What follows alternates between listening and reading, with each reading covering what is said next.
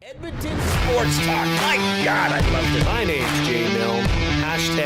#Blue. Our sports update deliverer, the Coon. I'm Zachary Kubish, and you're up today. You know what, Reid? You might be on to All right, here's what's going on in the Nest.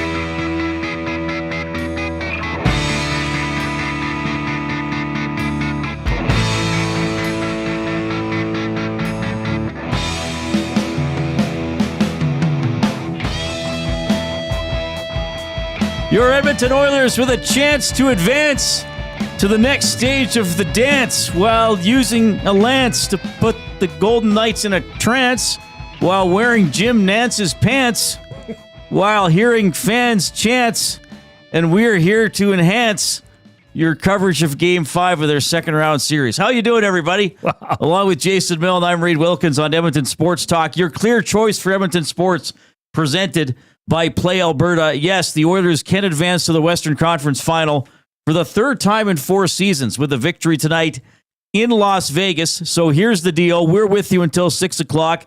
Then the stream is taken over by the GCL Diesel Oil Stream pregame show. Tom Gazzola hosting today from Hudson's White Avenue. That's exciting. Hernan Salas will be on the show. I'll be on after the game for Reeds presented by Edmonton Garrison Memorial Golf and Curling Club. So they're on from 6 until 7:30 and after the game. Puck drop tonight, 7:52 Mountain Time. So that's what we're looking at. So, I know it says 7:30, but really 7:52. As the Oilers are in control of the series after an impressive performance a couple days ago, the 3-0 shutout in Game 4. Here's how we expect the two teams to line up. No changes for the Oilers. McDavid with Nugent Hopkins and Hyman. Draisaitl with Podkolzin and Kapanen. Henrique with Kane and Brown. Janmark with Frederick and Perry. Defensively, Kulak, Bouchard, Nurse, Stetcher, Wallman, Klingberg, Stewart, Skinner in net. Now, the Golden Knights are not expected to have Mark Stone in action. So Eichel, Howden, Olofsson, a line, Hurdle, Dorofeev, Waugh, Carlson with Barbashev and Riley Smith, Cole Schwint with Pearson and Kolasar, and then Hannafin, Theodore, Haig, Whitecloud, Hutton, and Korzak, though we'll see if maybe Brady McNabb does wind up playing. Aiden Hill, the goaltender, but that's what we expect tonight. But I think the keys there, Oilers looking like they're going to go with the same lineup, and it sounds like no Mark Stone for the Vegas Golden Knights. Jay, how are you doing, buddy? I'm doing well. Just, somebody texted in already. Is it 7:52 yet?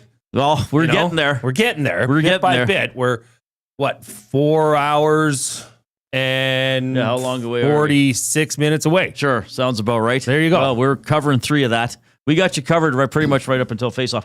Well, and in the meantime, we got us, and of course there is another hockey game this evening. The only series that is tied after 4 games, Panthers and Maple Leafs. Now, it is 2-2. The Leafs are on home ice. The Leafs would have games 5 and 7. And we're not going to spend a lot of time on this series because people want to talk Oilers, but I get the sense that there's a lot of Leafs are done. Leafs are done. I don't think the Leafs are done. I've been bullish on this Leafs team. I think the Leafs might be done. Okay, fair enough. But, I guess TBD, brah. We'll see what happens tonight. It seemed like Florida is turning it on, much like another team that we follow closely. Yes, possibly. Okay? Possibly. I don't know if Toronto has the answer. Selfishly, I hope they do. I hope this series continues because it's been pretty entertaining. Yes. So, you look at that slate tonight, back-to-back, 2 pretty physical, fast-paced games going on. Yes.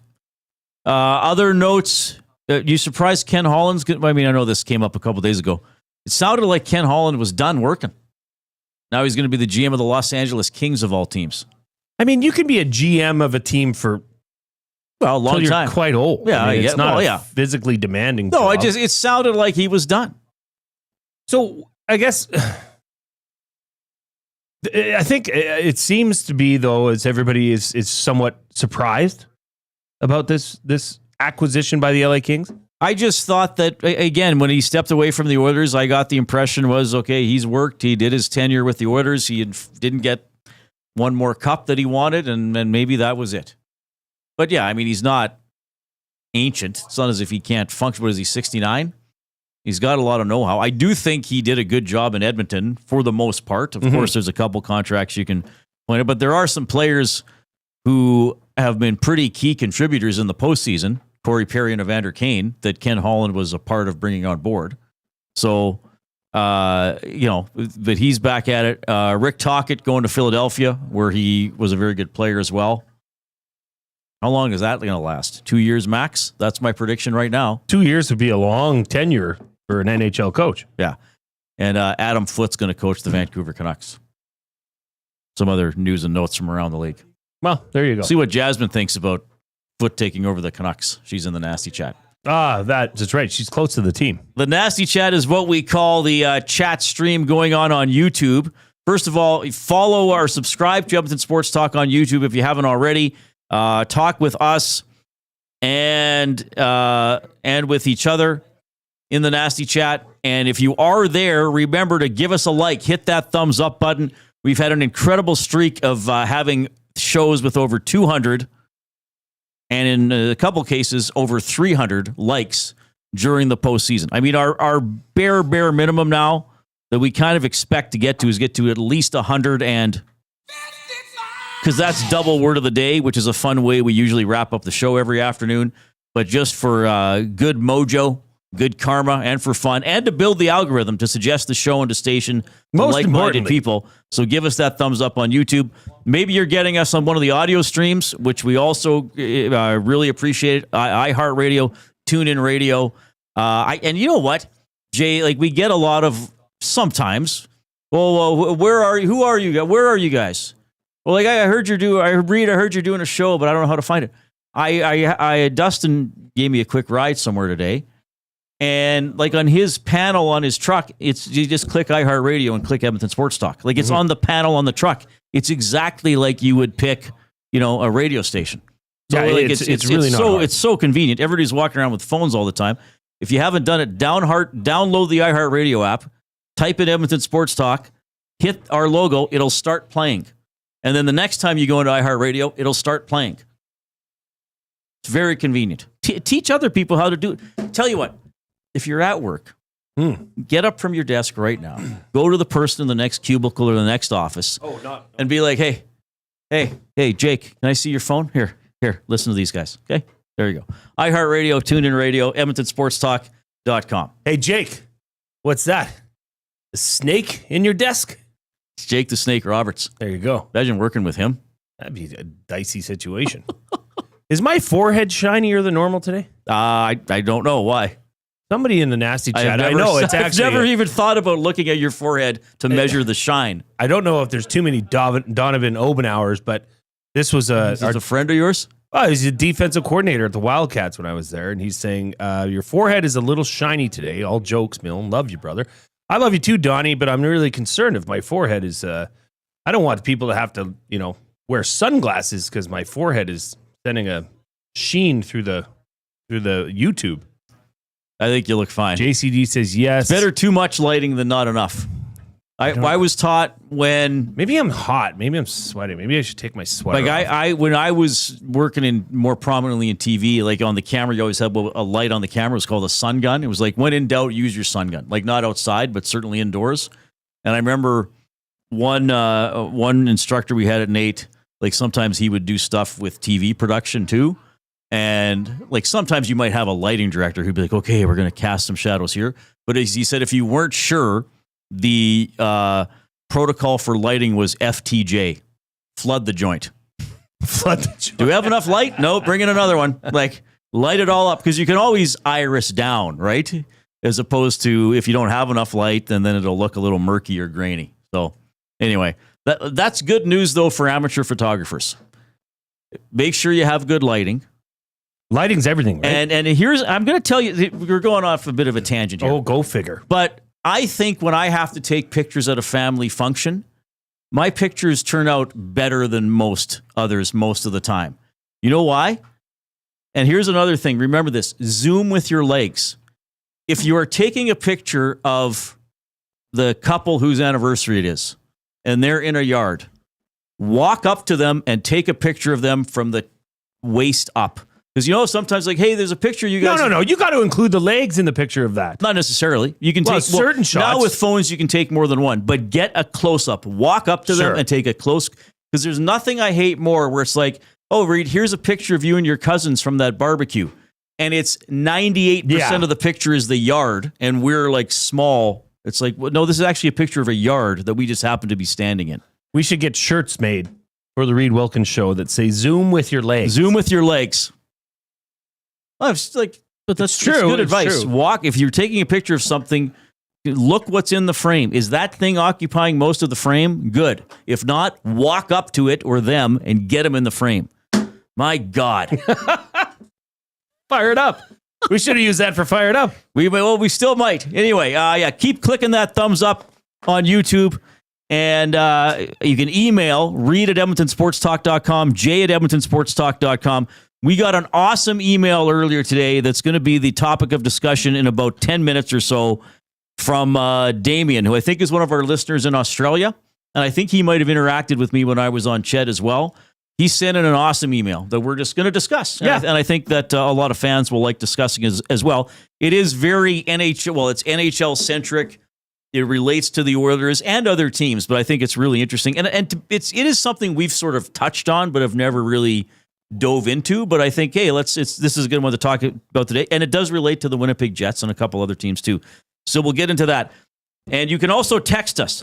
780-218-9999 is the afternoon inbox presented by the River Cree Resort and Casino, home of Tap 25 restaurant, where the entire menu is 50% off 7 days a week from 2 to 5 p.m.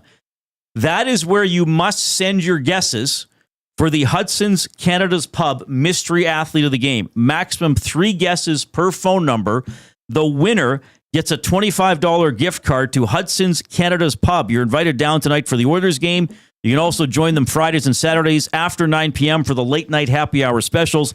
Food starting at $4, drinks from $3.75. Book your reservation now at hudsonscanadaspub.com. So again, we only acknowledge guesses coming in through the afternoon inbox, 780-218-9999 for River Cree Resort and Casino. And again, maximum 3 guesses per person. And I'm going to give a series of clues throughout the show. First clue is bomber. First clue is bomber. Okay? So now here's what you got to think. Maybe you think, oh, I know who this is. I'm going to guess. Or maybe you think, I don't know who it is, but I'd like to guess this person. Do you want to waste one of your guesses, or do you want to use one of your guesses? Maybe you'll get it right off the hop. You know, I must say, I have not caught anybody trying to sneak in a 4th or 5th guess. Really? Without identifying themselves as saying, I know I can't win because I'm over my guess limit, but is it so-and-so? That's amazing. It's pretty cool. It speaks a lot to the listeners that and people that are taking part in the Mystery Athlete. That's amazing. All right, Jay, I'm going to change the off-topic topic on the fly. Oh, without baby. telling you, I've just decided to do this. Baby. Okay? And don't say what the other one was. We'll keep it for another day. The other one we'll save for another day because it could be a fun one. Since 1952, the off-topic topic, of course, presented by William Huff. Since 1952, William Huff has provided industry-leading advertising solutions for thousands of valued clients. Their unparalleled customer service, combined with decades of industry expertise and a desire to make every job the very best can be, is what they call the William Huff Advantage. Visit their website at williamhuff.com or give them a shout at 780-454-4536. I want a story about a disastrous or embarrassing photograph. Okay, so maybe you decided, you know what, we're not going to hire a professional photographer for our wedding because I always see Cousin Danny running around with his camera. He must love taking photographs. And Cousin Danny busts his ass taking photographs at your wedding, and 2 weeks later he gives you the photographs, and he's like, hey, I think I did a pretty good job. Oh, Danny didn't do a good job. So something along those, oh, you have one. We didn't discuss this. We had a different idea. That was like our wedding. That happened to you. At our wedding. There was a couple good ones, but the lighting went with a friend. The lighting in some of them, the key ones, you know, you're embracing and this is the shot you're going to put on your mother's wall and send to your grandma. And the lighting was off. And it happened. It happened as well. You know, because everybody wants to, oh, my friend's a photographer. Yeah. Oh, he can do it. Oh, she can do it. Well, it's probably best because guess what? You can't yell and scream at your friend after they deliver terrible pictures. If they're working for free, especially. But here's the thing, too, now. It's with the digital capabilities, I think you can touch up and like visual effects, change pictures. Well, and don't some weddings say, okay, take a photo, hashtag everything on Instagram, but I think they can make that private, and then the couple can go through probably 5,000 photographs taken by their friends and be like, great, we got 30 good ones. Yeah, this wasn't the case. Here they are. Yeah, in 2007. Right. Someone was in the dark room shaking them off. It was the light that J. a light bulb J. that Jonah blew Jameson. up. Parker, where are those photographs of Spider-Man? Things have changed.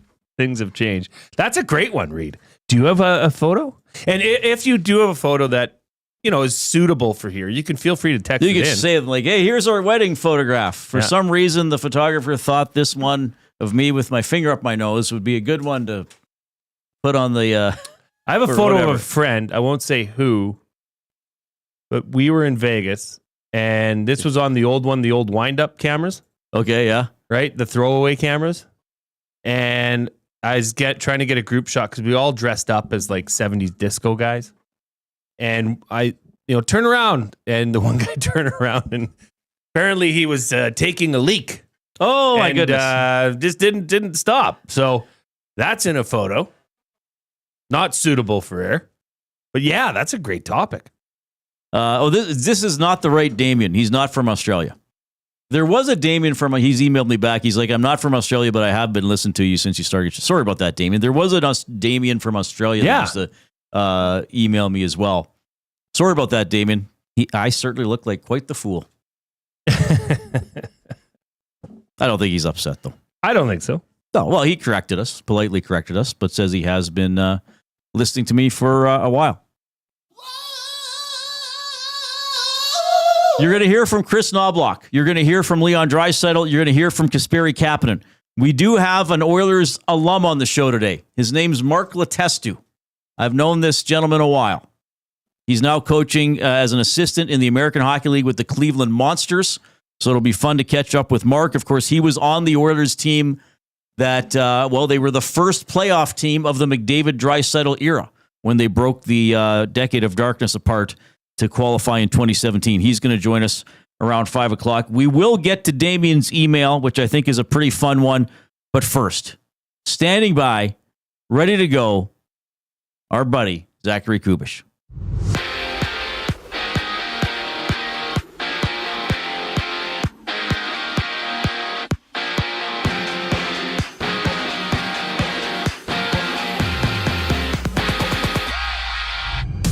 The Oilers can eliminate the Golden Knights tonight as they clash for Game 5. Join Tom Gazzola on location at Hudson's Wet Ave for the GCL Diesel Oil Stream pregame show alongside Hernan Salas with coverage starting at 6 right here on EST. And it's Game 5, Panthers-Leafs. That series is locked at 2 apiece. Puck drop for that one goes at 5 with Florida's Evan Rodriguez out tonight. Jesper Boquist stepping into the lineup. Out west, the Kings have hired Ken Holland as their next general manager and vice president, with Holland most recently being the general manager of the Edmonton Oilers. In Philly, Rick Tocchet joins the team as their next head coach, while Tocchet's former team in the Canucks have hired Adam Foote as their bench boss. And on the court, the Knicks lead 3-1, looking to close their series against the Celtics before Golden State takes on Minnesota, having the Warriors fight for their playoff lives in Game 5. In baseball, the Jays and Rays rematch, Toronto losing 11-9 yesterday. Right now, 3 games alive, with 2 of them in the 5th inning, seeing the Twins down 6-5 against the Orioles. This sports update is brought to you by Clover Bar Feeds. Clover Bar Feeds has all the animal feed you'll need. Get top-notch service and selection from their family-owned business. Visit Clover Bar Feeds at 200 Borders Close in Sherwood Park, or call them at 780-467-5014. The Reid Wilkins Show rolls on once we get back from break. I'm Zachary Kubish, and you're up to date. Two guys and a goalie. I know it's more than just one period, but I sure felt like that first period last night was the Oilers just being like, we're taking this series, it's ours now, sorry, you can't do anything about it. It was a little bit of screw you. It's like, yeah, no, this is ours. Yeah, you guys think you had some momentum from yesterday? It was beautiful. It was artistic. Edmonton just threw up the finger to the wind and said, nah. Two guys and a goalie, presented by GS Construction. Tuesday and Thursday afternoons at noon, only on Edmonton Sports Talk, your clear choice for Edmonton sports. Spin to win Fridays at the Banquet. Every Friday, spin the wheel for a chance to win big and save on your bill. It's that easy. Spin, win, and save. Don't miss out. Details at thebanquetbar.com. The Banquet. Get real. Play hard. GCL Diesel has been serving oil country since 1972. From diesel cars to SUVs to pickups. From farm tractors to school buses to a big rig. From diesel generators to forklifts, GCL can test, troubleshoot, and repair all diesel fuel system components. Whether it's injectors, pumps, turbos, filters, or additive, GCL has the parts you need to keep your diesel running the way it should. For genuine diesel parts at wholesale prices, visit GCL Diesel in the West End or online at gcldiesel.com. GCL Diesel. Diesel understood. Hey Edmonton, ready to take advantage of lower rates and better pricing? South Fort Chevrolet in Fort Saskatchewan has you covered. From rugged trucks to sleek SUVs. And with over 40 years in business, you can trust that you're getting the best deal on your new ride. As the proud title sponsor of the Nielsen Show, EST listeners can drive a little to save a lot with South Fort Chevrolet's transparent pricing and down-to-earth sales team. Visit us today in Fort Saskatchewan or online at southfortchev.com. Time out, Edmonton. The new Play Alberta app has arrived, and it's here to make your gambling experiences more fun, exciting, and secure. Enjoy the convenience of hundreds of casino games, betting live on your favorite sports teams, and access to lotteries all in one place, anywhere in Alberta. Enter code YEG50 to receive a $50 free bet when you make a $5 minimum deposit. That's a $50 free bet for new and existing users using code YEG50. Remember, if you gamble, use your game sense. Keep your team jersey and rally towel close by and help bring the championship home. For all your other treasures, store them with Sentinel Storage. Store Canadian. Try 4 weeks free at sentinelstorage.ca. Proud partner of the Edmonton Oilers.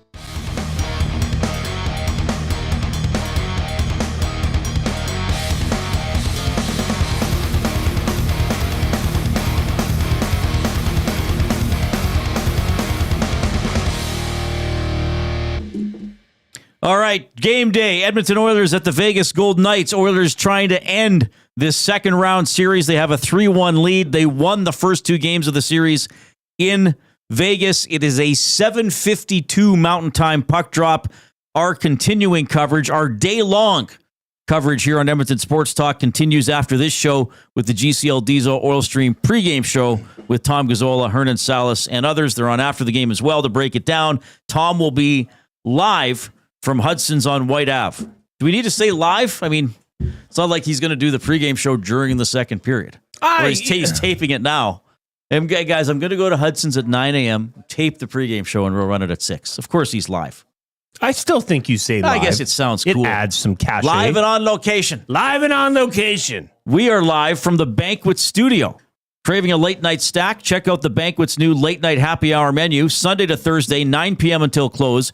Enjoy favorites like sweet and spicy lettuce wraps or the Banquet burger at happy hour prices. The Banquet, get real, play hard.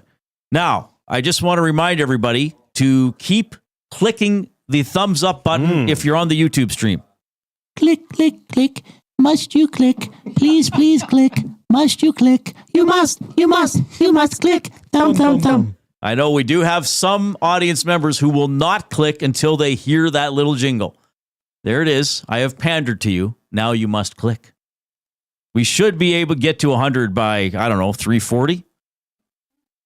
Oh, for sure. By the sure. time you do your Jays play of the day for Play Alberta in about 15 minutes, we should be at 100. Yeah. Like everybody's just going to get in there and drive it up. I'm Josh Clausen here. And we got to see those numbers being driven up. That's not how Josh sounds at all. You could rap it. I could, but that would be quite disastrous. I think I'm the last person who should rap. Fun fact. What? I spoke with Josh Clausen today. You did? Regarding? DBD, bro. DBD, bra. I hope we find out over the course of this program. Yes. So, yes, you can also post in the nasty chat. We did have a couple comments that Ken Holland perhaps was pushed out from the Oilers, or that he wanted Steve Staios to be the next general manager, and that didn't happen. I think Brad Holland, his son, maybe Ken would have liked that to happen. But anyway, I think Ken was moving on from the Oilers after last season. Maybe his succession plan didn't go as possible, but I think he was kind of did his 5 years and was moving on. Jeff says, Reid, that's got to be your ringtone. I wonder, could you make that your ringtone? Can you customize your ringtone? Probably. Oh, for sure. I don't even know how to do you that. have an Android too, right? I do have an Android. Probably. His name's Capable. Data. Or Data. No, his name's Data. Coop. You can't say His data. name's Data. Data. Potato. No, his name's Data. That's his name. You say pasta. That's his No. name. You say We're pasta. talking about We're talking about the character's an actor. name. A character in Okay. It's a character in I'm Star wrong. Wars, Coob. Oh. Oh, my goodness. Poor Reid. He's just going to go jump out that window. Well, it's only the second floor. I should just leave a mat permanently down there. Yeah. A high jump mat. Yeah. Oh, see you, Coob.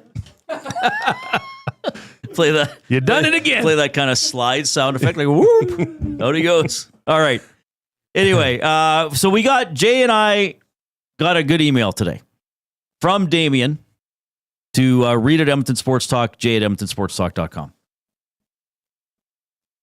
Hello, Reid. At some point in the next 12 months, I was hoping you could discuss the relevance of the regular season in the NHL.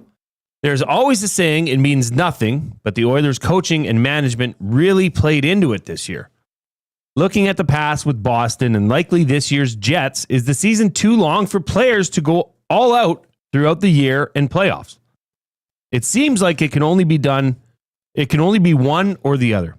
I realize injuries play a big part of winning in playoffs, but if I was an owner, GM, coach, I would really consider sitting my top 6 forwards and top 2 D for the month of March, and not to worry about points as long as I get in. Obviously, this is if you have the points already accumulated to do this.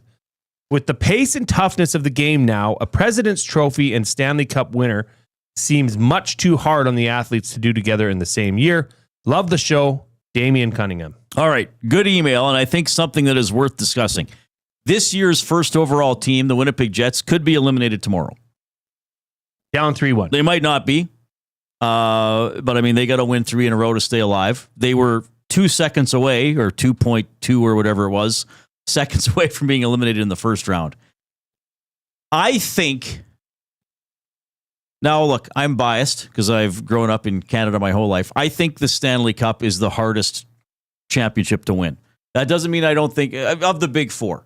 And that doesn't mean I'm downplaying the Super Bowl or the NBA. I might be downplaying the NBA a little bit. I don't think you're alone. Like I've, you listen to podcasts, clips from south of the border, even from bigger networks, and that's not an uncommon take. Is that the Stanley Cup is the hardest to win? Well, because the playoffs are so intense. Like there's, and yes, football's very physical. But, as we've talked about, if you finish top of your conference, you get a bye. You have to play one fewer game, all that kind of stuff. So, I mean, we're splitting hairs, but the Stanley Cup is incredibly difficult to win. Now, it's also incredibly difficult to make the playoffs. Maybe not incredibly difficult, but that's not a shoo-in for any team at the start of the year. I mean, the last 2 seasons, the Oilers have not started well. They were not in a playoff spot for most of the month of October, and I think even portions of November in both seasons. But couldn't you say that there's 5 to 8 teams that you would say that should get, they should like get in? Nashville this year, for example. Well, even for Oilers fans with the start, was there as much panic? No, because they knew there was time to pick it up. Right. But still, I mean, it's 50-50 just mathematically for making the playoffs. Technically, it is. And I think there's a bunch of teams between maybe, 9th, 10th, 11th best team in the league to 20th or 21st that there's not much difference. Like look how Calgary wound up playing this season. Didn't Calgary have more points than the Canadians or one of the teams that made it out of the East? True. So it's tough to make the playoffs. Somebody, and this is a kind of a one of those phrases that goes around in hockey circles. Like, you need some players to get you to the playoffs, and you need some players to get you through the playoffs, and you need both on your team, right? You know, maybe Jeff Skinner gets you to the playoffs, but he doesn't get you through the playoffs. And then, you know, the Matthias Janmarks of the world or whatever get you through the playoffs. There is, oddly enough, recently anyway, a connection between winning the President's Trophy and not winning the Stanley Cup, right? The last President's Trophy winner to win the Stanley Cup was the Chicago Blackhawks in 12-13. Okay? Since then, Boston lost in the second round. Rangers lost in the conference finals. Washington twice lost in the second round. Nashville lost in the second round. Tampa Bay lost in the first round. Boston lost in the second round. Colorado lost in the second round. Florida lost in the second round. Boston lost in the first round. Rangers last year lost in the conference finals. So there was a string of not even making it out of the second round for the President's Trophy winner. Now, in a lot of cases, you're playing another excellent team, usually right off the hop, or a very good team. Here is the overall position of the Stanley Cup winner since 2014. Like end of the regular season? Yes, overall. 2014, LA 9th. 2015, Chicago 7th. 2016, Pittsburgh 4th. 2017, Pittsburgh 2nd. 2018, Washington 7th. 2019, St. Louis 12th. Remember, they were last at one point that season. 2020, Tampa Bay 3rd. 2021, Tampa Bay 8th. 2022, Colorado 2nd. 2023, Vegas 4th. Last year, Florida 4th. But I understand what Damien is saying. If you're late in the season and you have a playoff spot locked up, is it worth playing your players' brains out to finish 5th overall instead of 8th? Is it worth it? No, I don't think it is. Is home ice advantage even that important? Is it proving to be right now for the Oilers? No. No. And I mean, you could go through each series, I'm sure, and look at it, but I don't think it is as important as maybe you would think. You know, the last line or getting to send the line out last is really it. I mean, Game 7, like the home team wins 60% of them. I'm rounding off a little bit. It may be a slight advantage. I mean, the Oilers had a couple Game 7s last year. They were both on the road. They won one and they lost one. I guess you'd love to have one at home if it comes down to that. But, you know, they've won some series before they've needed to get to 7 games. I don't know if we're going to start to see load management in the NHL, even though the Oilers might have kind of done it with a couple players. Well, kind of once. But, you know, it's right now, this is a really interesting debate, right? Because the Oilers, you know, had some players who were legitimately injured late in the season. They had some others who maybe weren't, who could have played, but were didn't. Nicked. But here's the other thing, though. The Oilers, the lineup they rolled out for Game 2 against LA with both Kane and Frederick in action had never played together during the season. Correct. If they'd lost that series, it could have been like, well, of course they lost. Absolutely. These guys didn't know each other. Absolutely. But now that they're winning, it's like, okay, yeah, they brought these guys back at the right time and they're gelling and they're all hungry and they feel as good as they can. I think with an older group, you can get away with that. Maybe, yeah. Reid, as opposed to a younger team. But here's the fact of the matter. I mean, it's an 82-game season. The NBA, I mean, well, what I compared it to with you is the NFL. I mean, that's what, 17 games season? And they'll probably go to 18 at some point. Of course. But you maybe don't have the luxury of load managing as much in the NFL as you do because there's so few spots and there's so few weeks. With these long seasons, why not? Now, I think load management, as it's referred to in terms of the NBA, is Game 20 giving LeBron a night off. Right. Game 28 giving him a night off. If you're pretty sure you're going to be a playoff team. Right. That's not yet crossed over to the NHL because nobody's really set. And you don't know. The ebbs and flows of hockey happen fast. And you know, you can be like the Oilers and, you know, January and then come out of the Four Nations face-off and fell on their face. Yes. So you don't have the luxury of doing that. But I don't even like. Is this a bad thing? Is this? I mean, no. It's just interesting, right? But I know, like in the NBA, it's been talked about that. Well, we came to this game. We flew to, Golden State to watch this, and Steph Curry and Draymond Green are sitting out because of load management. Right. That is unfortunately the not up to the fan. That's something that the organization's going to do. And it's due to an incredibly long season. Yeah. Now, do you think this is going to cross over into hockey more than it already has? Because the Oilers did it. No, I don't think it will. But I do think it's interesting that, is there really a such thing as an upset in the NHL? Like maybe if Montreal would have beat Washington. Like St. Louis over Winnipeg to me would not have been an upset, given how good St. Louis played after Montgomery took over as head coach. Minnesota over Vegas, would have that been maybe a little bit, a little bit. Montreal, I think, is the best example. Yeah, Montreal, Washington, kind of that. And one, Washington that last year against the Rangers, that would have been a huge upset. But maybe we're just talking about the margins being tighter in the National Hockey League now. If you win the President's Trophy, does that mean that you've overtaxed your players all season long? No, I don't think so. I just think it means you had a really good team.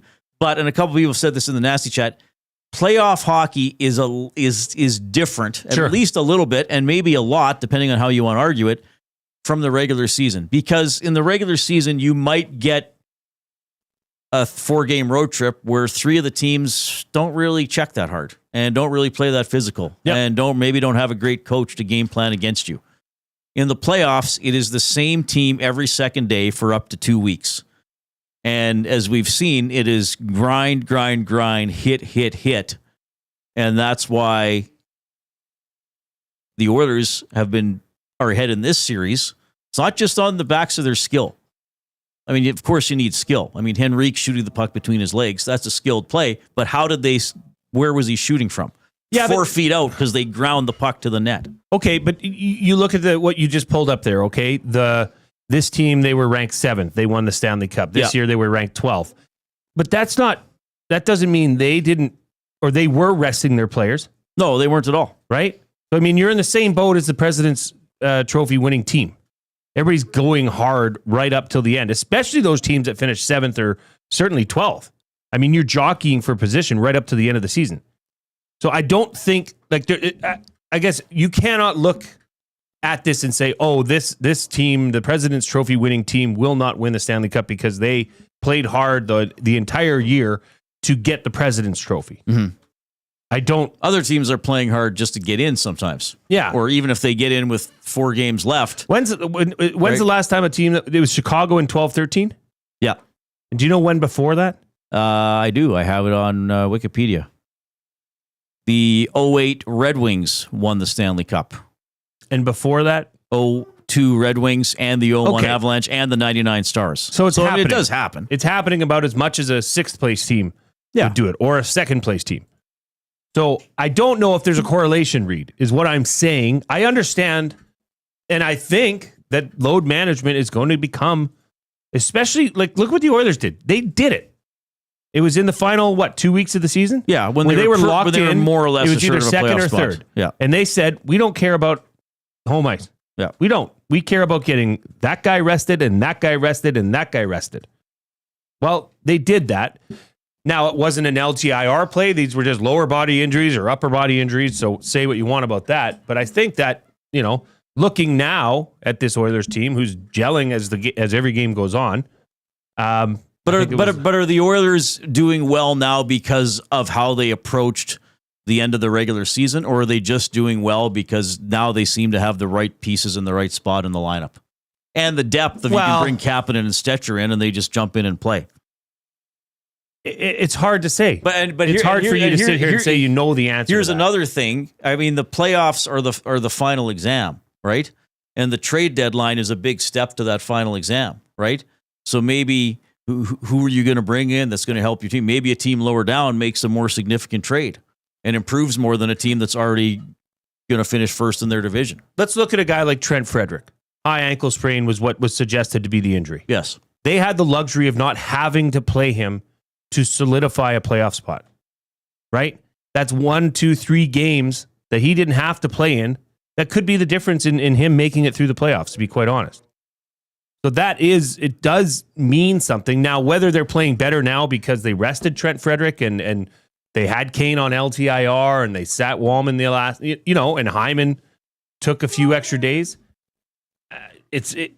Nobody knows if that's the secret to the success as of right now. But it doesn't hurt, I don't think. If the Jets go out, that's going to be another year of the President's Trophy winner not winning the Stanley Cup. And the top 4 teams in the league could all be eliminated. True. This round, right? Which is, crazy. So, anyway, good email there from Damien to Reid at EdmontonSportsTalk.com, Jay at EdmontonSportsTalk.com. Spider-Man Reid in the nasty chat made a good rebuttal to one of my points. He would say, Reid, I would say Jeff Skinner getting you to the playoffs is a bad example. Yes, true. Very bad example. I guess I'm saying that style of player, but that's a good point.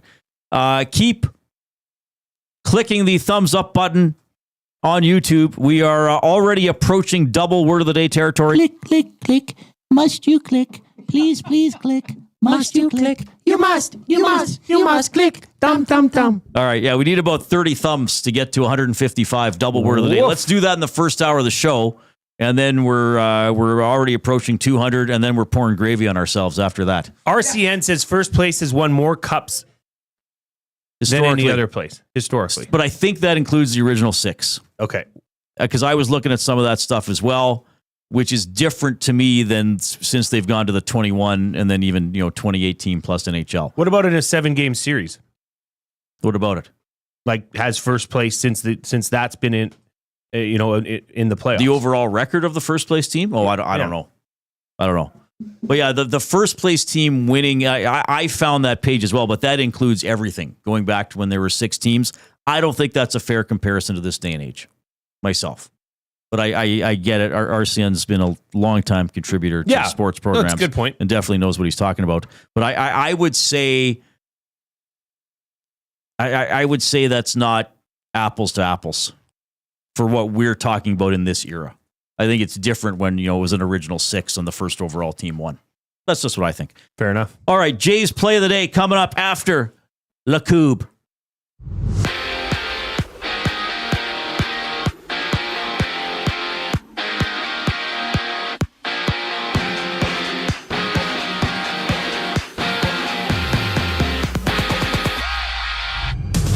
Edmonton hits the ice in Vegas with the Golden Knights on the brink of elimination in Game 5. Tom Gazzola, Hernan Salas, they get you set for the action as they go live for the GCL Diesel Oil Stream pregame show with Gazzola on location at Hudson's Wide Ave. Tune in at 6 right here on EST. And from Toronto, the Panthers and Leafs drop the puck for Game 5. That series is even at 2 apiece. Meanwhile, former Oilers general manager Ken Holland has been named as the vice president and general manager of the LA Kings. Elsewhere, the Canucks have a new head coach, Adam Foote, being promoted from assistant coach, signing a 3-year extension as well. And another coaching move around the league saw Rick Tocchet head to Philly to take their vacant head coaching position. Tocchet spending 10 years with the Flyers during his playing career. And on the court, basketball has 2 Game 5s. Boston down 3-1 against the Knicks, while the Timberwolves can punch their ticket to the 3rd round with a win against the Warriors tonight. And the Jays then battle the Rays with the first pitch just after 5. Chris Bassett taking the mound for Toronto. Right now there's 3 games underway. The D-backs up 8-4 on the Giants in the top of the 6th inning. This sports update is brought to you by Windsor Plywood Leduc, locally owned and operated since 1993.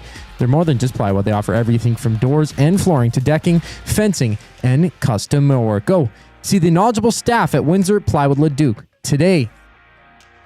The Reid Wilkins Show rolls on once we get back from break. I'm Zachary Kubish, and you're up to date Get your fix every single game with the GCL Diesel Oil Stream pregame and postgame shows with Tom Gazzola and Hernan Salas. Whether it's breaking down the starting lineup, predicting key matchups, or diving deep into the game's biggest moments, Tom and Hernan are here to give you the best insight and analysis in the city. After the final horn, get the breakdown of every key moment, performance, and player reactions. It's your one-stop shop for all things game day. Catch the GCL Diesel Oil Stream pregame and postgame shows with Tom Gazzola and Hernan Salas, only on Edmonton Sports Talk, your clear choice for Edmonton sports.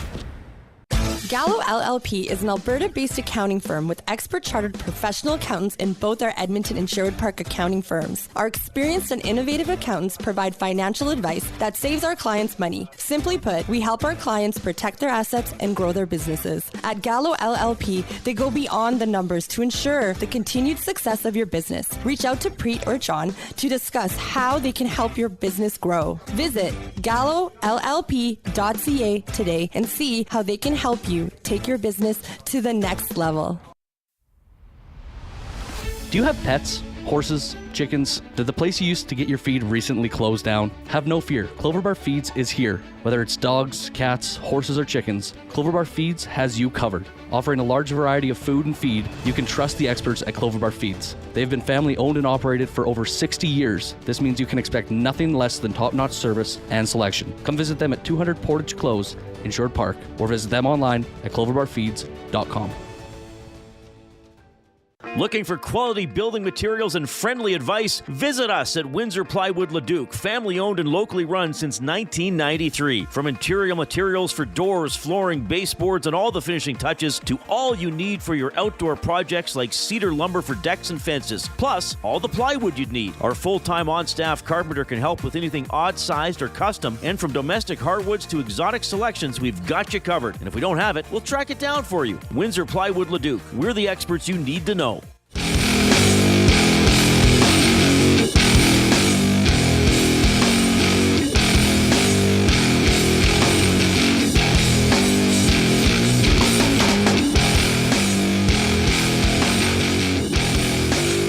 Good song choice, Coop. Good song choice. All right. Appreciate you tuning in this afternoon. Big game tonight. Oilers at Golden Knights. 7:52 the official start time as the Oilers try to finish off that series. Also this evening, it is Game 5 between the Panthers and Maple Leafs back in Toronto. That series is tied 2-2. All right, we will have plenty of audio coming up from Chris Knobloch, from Leon Draisaitl, and from Kasperi Kapanen. That'll be part of the Oil Understood for GCL Diesel at 4 o'clock. Knobloch with a lot of praise for Draisaitl today, and he also talked about how he's going to handle line matching today. Like, is he going to go after that Draisaitl versus Eichel matchup, or what is he going to do there? So those are some of the things we'll dive into when we get to the Oil Understood for GCL Diesel. Right now, oh my goodness. This is the part where I just get to sit back and take notes and listen. It is Jay's Play of the Day, presented by Play Alberta. Play Alberta is your home for online gaming excitement, featuring casino games, live dealer action, lottery, instants, and sports betting. Now, with the new Play Alberta app, you can take the fun with you anywhere. Download the app or sign up today at playalberta.ca. Well, praise report. It was a good night last night. Pacers +7 was boosted to +105. And if you were listening yesterday to the Reid Wilkins show, I suggested a money line play might be in order. And both hit.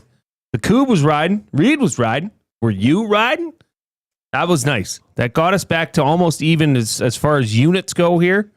So I'm going to make another money line play tonight. And as I mentioned earlier in the show, I went straight to the source. Straight to the goods. The person in Edmonton who may or may not, but I'll just say may, know the most about the New York Knicks. Chief meteorologist over at CTV, Josh Clausen.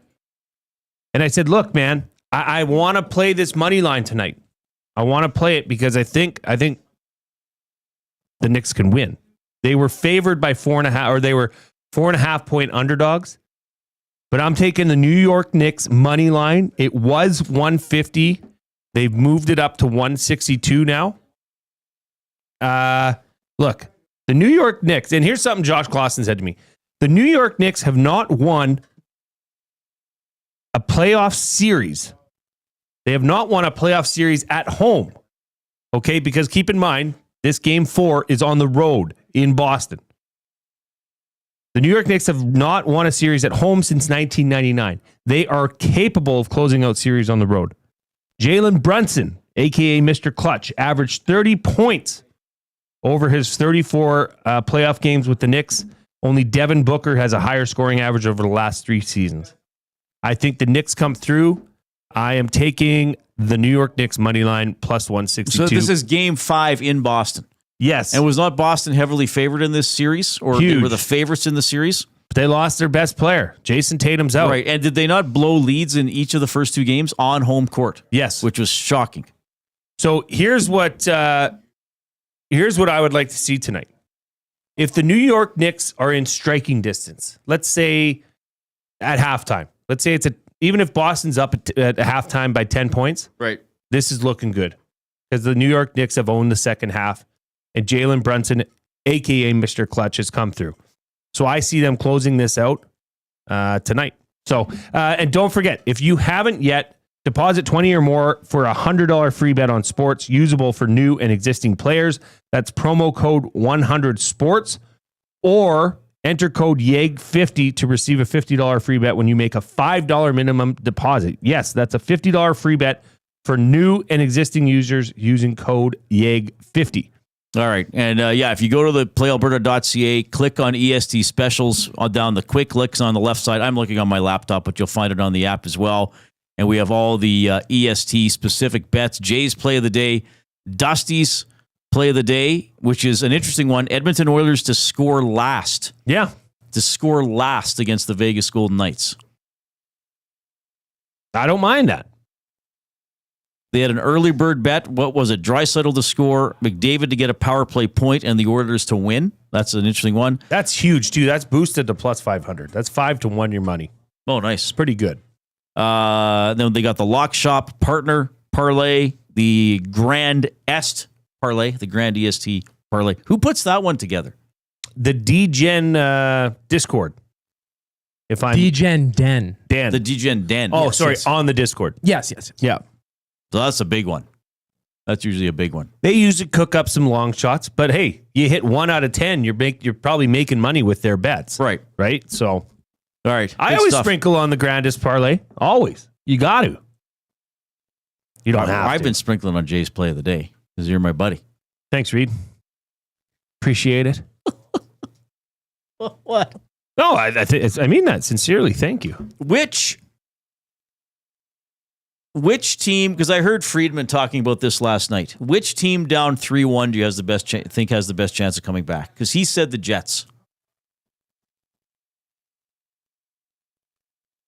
Yeah, They I think all have home Washington's ice. done. You think Washington's actually finished?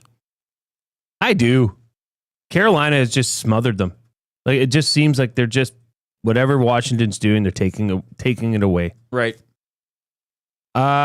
I mean, obviously, I mean, look, the numbers are 91% of the time the team leading 3-1 wins the series. Right. It's very few and far between, but it happens. It happens, not every year, but it does happen. I would like to think the Jets, and I mean, that's just probably a preference for Oilers fans. Beat the piss out of each other. And then you want that series still, especially if the Oilers win tonight, you want that series to keep going. 100%. Yeah. But that's tough. I mean, that's tough. And I don't know. I know there's a lot of Jets fans listening, but what do you say? Like, I know how it is. People point fingers. Yes. You're down 3-1. Who's getting the fingers pointed at him? Is it Scheifele? Is it, Connor? Because I didn't think they played. I'm not seeing their name on the score sheets last that night. often. Yeah. I mean, is it Hellebuck?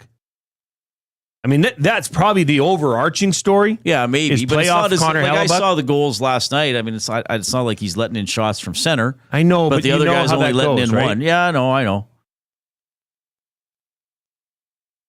Yeah, and Matt Hyman does say Jets still have 2 games remaining at home. So, I mean... Yeah, but so do the Capitals and the Golden Knights, potentially, right? He says Helly and the entire team. Well... Yeah. Well, I was watching Hellebuck's post game, and look, I'm in the media scrum. I've asked questions. You got to come up with a question, and when they lose, I mean, the questions are different variations of asking, well, why did you lose? And Hellebuck's kind of like, I mean, he's answering the questions, but he's also like not giving up, right? And as an athlete, I'm sure you realize, okay, I got to present a little bit of unhappiness here. I am unhappy, and I realize, fans and people are going to be watching. But you also don't want to go out there and be like, oh my God, I can't. Oh, we're down 3-1. We might as well give up either, right? Then it's right after the game, so it's going to be pretty emotional. But again, the Jets didn't play poorly. But the expectations are high. They had a great regular season. They got a lot of great players. Looked like maybe this was the year they're going to put it together. That dramatic win over St. Louis, the way they got through that series, pretty incredible. I don't know. It's hard for me to just be totally detached from the Oilers because we're talking about them every day. But I think the Oilers are going to be pretty hard to beat 3 times in a row. But I would say the same thing about Dallas because I got a lot of respect for Dallas. They're a good player. They got a lot of good players. They got a good coach. They got a good goaltender. I would agree. It appears Washington has the least juice to come back at this point. Now watch Ovechkin score 8 goals in 3 games and they just rout them. But if this was the regular season, Reid, and you know how the number to look at when you're comparing teams or seeing how a team is trending is the last 10. Sure. In the last 10, the Oilers are 7-3. They're 7-1 since they're actually that game 7-1 in their last 8. In their last 8, they are rolling. That is a team that is doing things. And look, did they get outplayed in Game 2? Probably, but they won.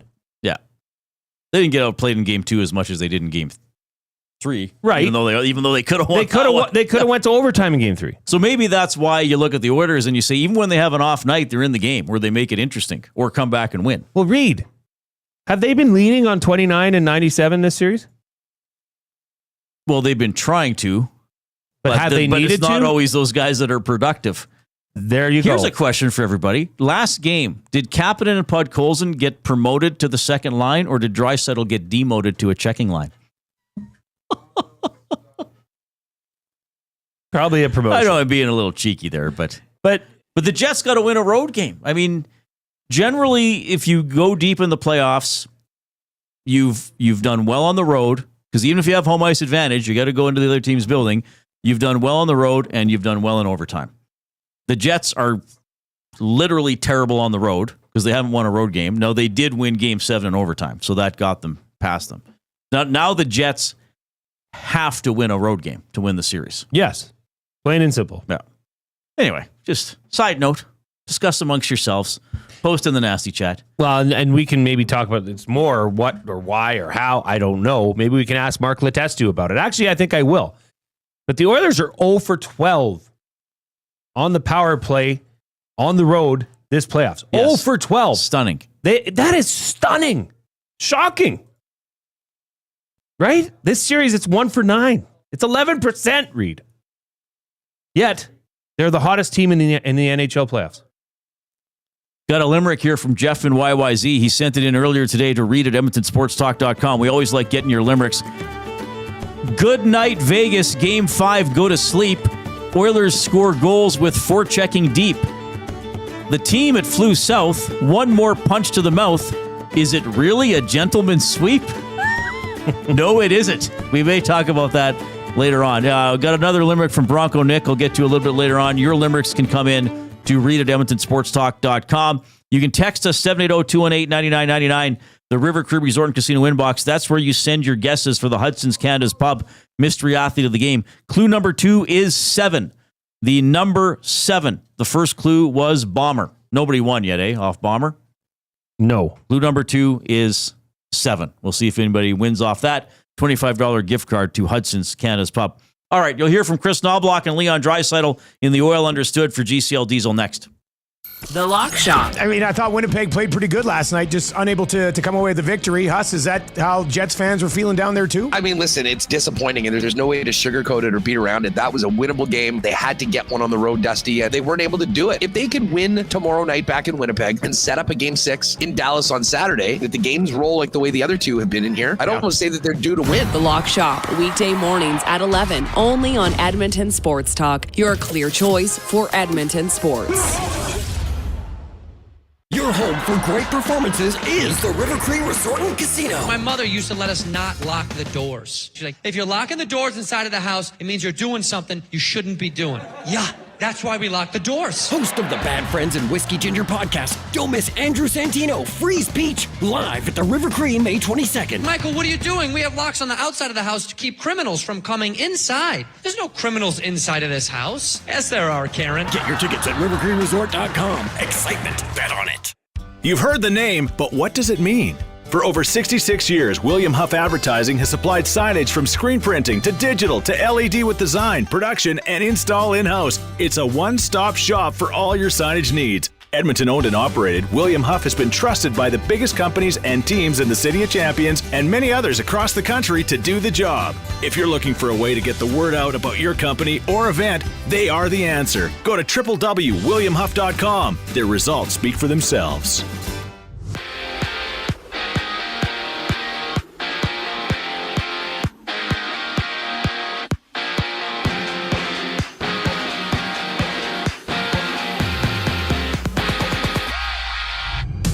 From Vegas, the Oilers can knock out the Golden Knights as Edmonton leads 3-1 in their series entering Game 5. Catch the GCL Diesel Oil Stream pregame show. Tom Gazzolas on location at Hudson's White Ave alongside Hernan Salas. That one starts at 6 right here on EST. Out east, the Panthers and Leafs tilt for Game 5. That series even at 2 apiece. And from LA, Ken Holland has been hired as the general manager and vice president of the Kings. A couple other moves around the league saw Rick Tocchet heading to Philly to fill their head coaching vacancy, while Adam Foote has been promoted from the assistant to head coach of the Canucks. Basketball has 2 Game 5s tonight. Knicks and Celtics tip off just after 5. Boston down 3-1 in their series before the Warriors challenge the Timberwolves, having Golden State on the brink of elimination. MLB action sees Chris Bassett getting the ball for Toronto as they rematch Tampa Bay just after 5. Right now, 3 games are underway, including the Twins up 8-6 in the bottom of the 8th inning against the Orioles. I'm Zachary Kubish. That was your sports update. The second hour of the Reid Wilkins Show starts right now.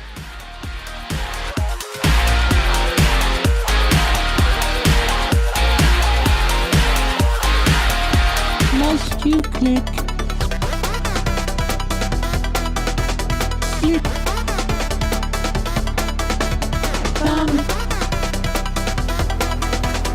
Must you click? There is the world-famous Click Thumb remix is put together by Zachary Kubish, reminding you to click the thumbs up button on YouTube. We need 10 more thumbs to get to 155. That's double word of the day. So 55 more thumbs to get to 200, which is awesome. Pretty much what we're doing every day in the postseason. So don't delay getting there and click away. Jason Milne, Reid Wilkins, Edmonton Sports Talk, your clear choice for Edmonton Sports, presented by Play Alberta. Our off-topic topic, presented by William Huff. Now, I changed this on the fly, so maybe it didn't turn out to be that great. I don't know if you got any, or I'll remind people.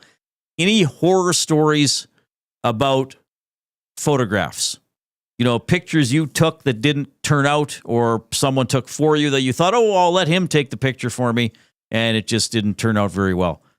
You ever see like those pictures that mine always pop up on my Facebook page? It's like, oh, what's going on here? And it looks like a person has 2 heads, and then you realize, yes, oh, it's someone, but they're holding a baby, and the angle makes it look like it's 2 heads or something.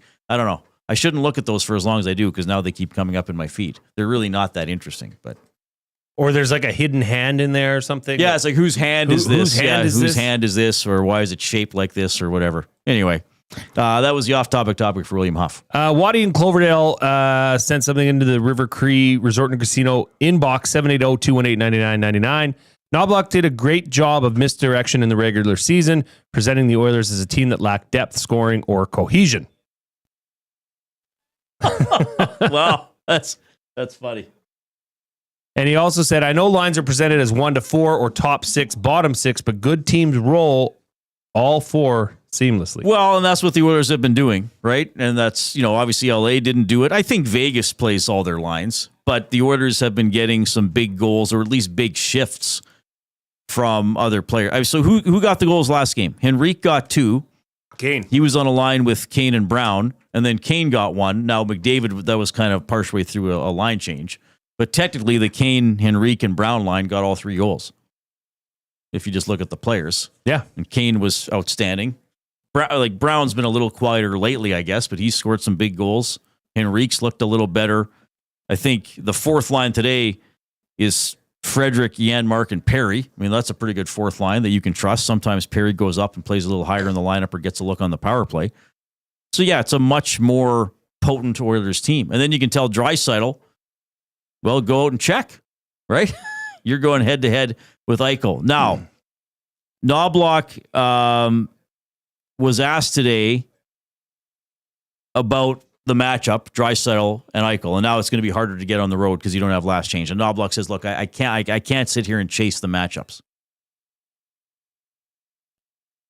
No, I think when you're chasing guys off, especially on the road, if you have a line out there and they're coming off, you're just setting yourself up for more mistakes, more miscues, line changes. That's a big part of the game that I don't think gets talked about enough, is just what happens when there's a line change. Any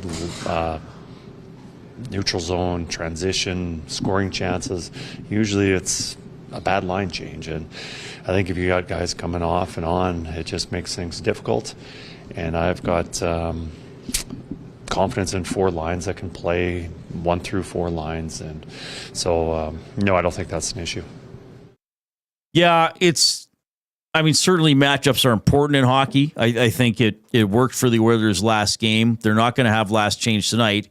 And he made a good point. You don't want to desperately try to change lines all the time because you might get caught with a bad line change. And the Oilers have been guilty of a couple of those in this series. One wound up in their net. The other one led to a breakaway while they were killing a penalty the other night. And the thing is, too, it's like if I know, okay, Jay's never going to put out his best player unless he gets this certain matchup, then I'm just going to be like, okay, I'll just throw anybody else on the ice and you'll never play your best guy. Sure. I mean, exaggerating, but you know what I mean. So you don't want to be too married to it, but I think they'll try to get it when they can tonight. Draisaitl commenting on being in that shutdown role against Eichel. I'd like to think that I can play any role you give me. Obviously, a challenge like that excites me. I feel like I've always, whenever I've been given a challenge like that, I've always responded really well, and I know I'm very capable of, scoring goals and on the other side also defending really well and shutting someone down. So whatever it is I'm needed to do this time of year, I'll gladly do it. And of course, we're bringing you these clips as part of the Oil Understood for GCL Diesel, providers of the best diesel engine components around. From turbochargers to injectors, fuel pumps to sensors, they are the critical engine component experts. Proud to serve Edmonton and Northern Alberta for over 50 years, and now a partner of Edmonton Sports Talk and the Reid Wilkins Show. GCL Diesel. Diesel.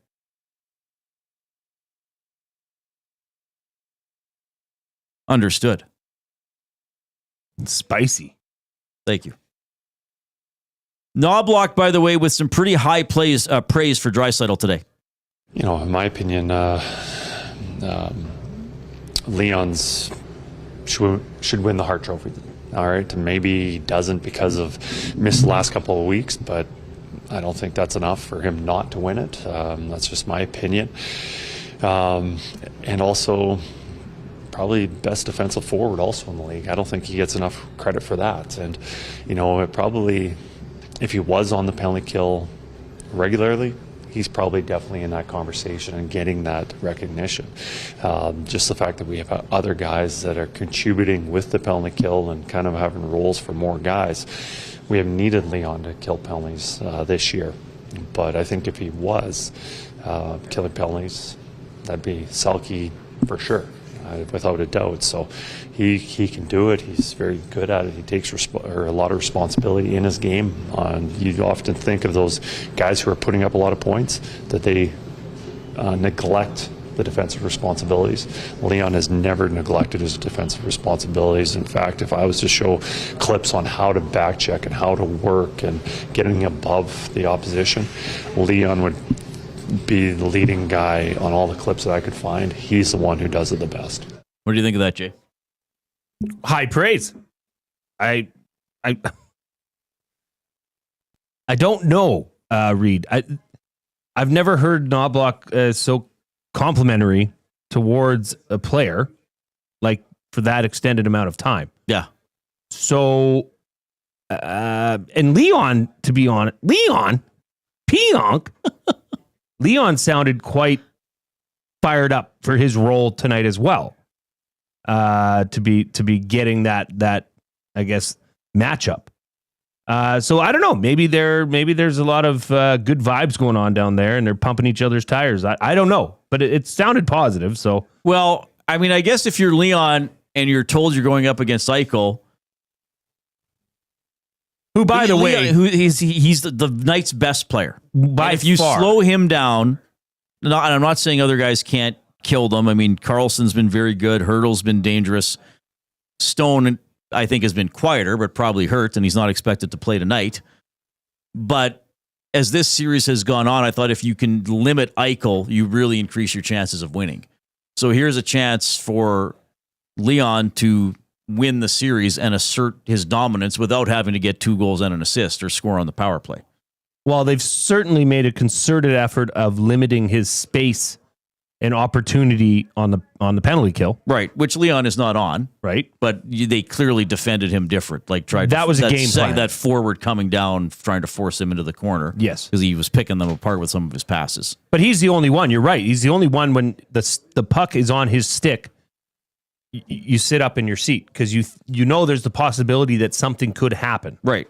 I don't know who else on Vegas you could say and describe that way.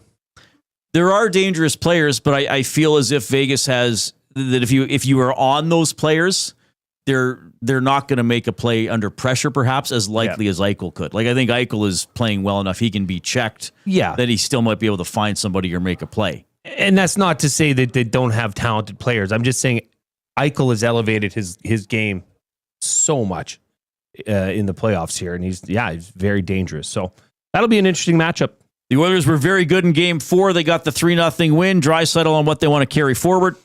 I think just our all-around team game, our patience, the way we defended, our attention to detail, didn't give them too much. Every team's going to get their looks. A good team over there, good players, so they're going to have their looks. But Stewie was great, obviously. So, just more of the same. And same question to Chris Knobloch. What do you want to carry forward from Game 4? Playing our game. Playing solid. They are very dangerous off the rush, and you see that in the series. The amount of goals have been scored off the rush for both teams. So we're just gonna have to make sure that we're not feeding their transition. We've got guys staying above them, and when we're giving up even man rushes, then we should be able to defend those. But if they're odd man, that makes those things a little more difficult, and they got some dangerous players that they can create some chances. So we just have to eliminate that. Yeah, it's been interesting how we're hearing this, right? Because that was the thing. Sometimes the Oilers would be, well, they're good off the rush, but they can't grind you. Now it's like the Oilers are saying, well, the Knights are good off the rush, but they can't grind us down. We can do that to them. And I think that happened in when the Oilers forechecked last game. It was beautiful. Beautiful. It was, we are going to muck. Let's get the board along the yellow, as they call it, along that yellow strip, and let's keep it there and pound away and try to create offense off that. Jesse in the Nasty Chat says, kind of sounds to me that Leon isn't playing like normal Leon, so Knobber is firing up the guy with an assignment. You know what? There could be something to that, because I will agree with you, Jesse. Now, the expectations are high for Leon Draisaitl. I mean, he still makes a lot more offensive plays than most players. Not unfairly, though. But there have been times in the series where I've thought, who's he passing to? Or what is he doing? Yep. And we've also talked about Knobloch doing a good job pushing buttons, trying to find a way to get a player going or bringing him in at the right time. That's a fair comment. I mean, maybe Jesse would have sooner have had McDavid against Eichel or Henrique or whoever, but he's like, okay, I need more out of Leon with the puck. Maybe that starts by saying, okay, you got to be a miserable bastard, so to speak, against Jack Eichel. Sure. And then maybe some better puck plays come from there. That's a great point, but I would think that's Knobloch's job. Maybe he's trying to simplify things for Leon. Yeah, you need 10% more out of a guy. I think that's how do you get fantastic. that? I think that's a great observation. I do too. Yeah, because because he's not injured. We don't think so. Well, Tom reported that is not. We were speculating he might be, but it sounds like from Tom's sources, Leon feels pretty good, or as well as he can at this time of year. So simplify things and say, just cover that guy. Make sure he doesn't hurt us. Right. And with a defensive position, that leads to offensive opportunities. And especially for this Oilers team, the way they're playing right now. So yeah, that's a great observation, Jesse. Yeah. Jesse, if we could high five you, we would, but you're not here. We'll give him a clap. We'll give him a clap. Yeah. That didn't sound good. We'll give him the clap. You said a clap, not the clap. Poor Jesse. Poor Jesse. Probably blushing. Sorry. All right. Quinn Phillips is in the nasty chat.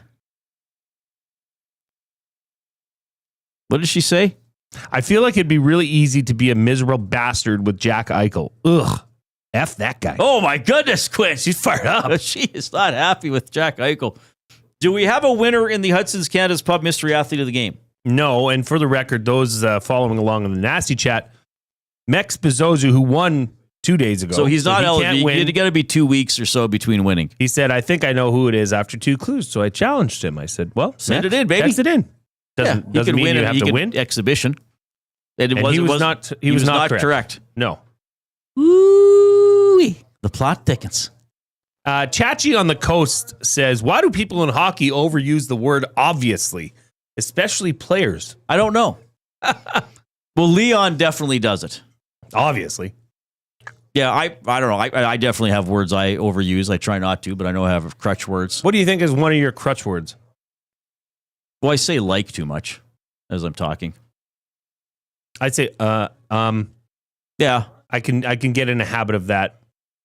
I think I'm Leon getting better. Is definitely an obviously guy, but I don't know why he does it.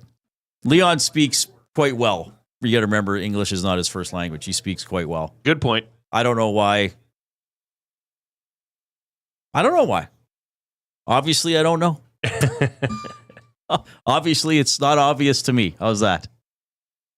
All right, 780-218-9999 is the River Cree Resort and Casino inbox.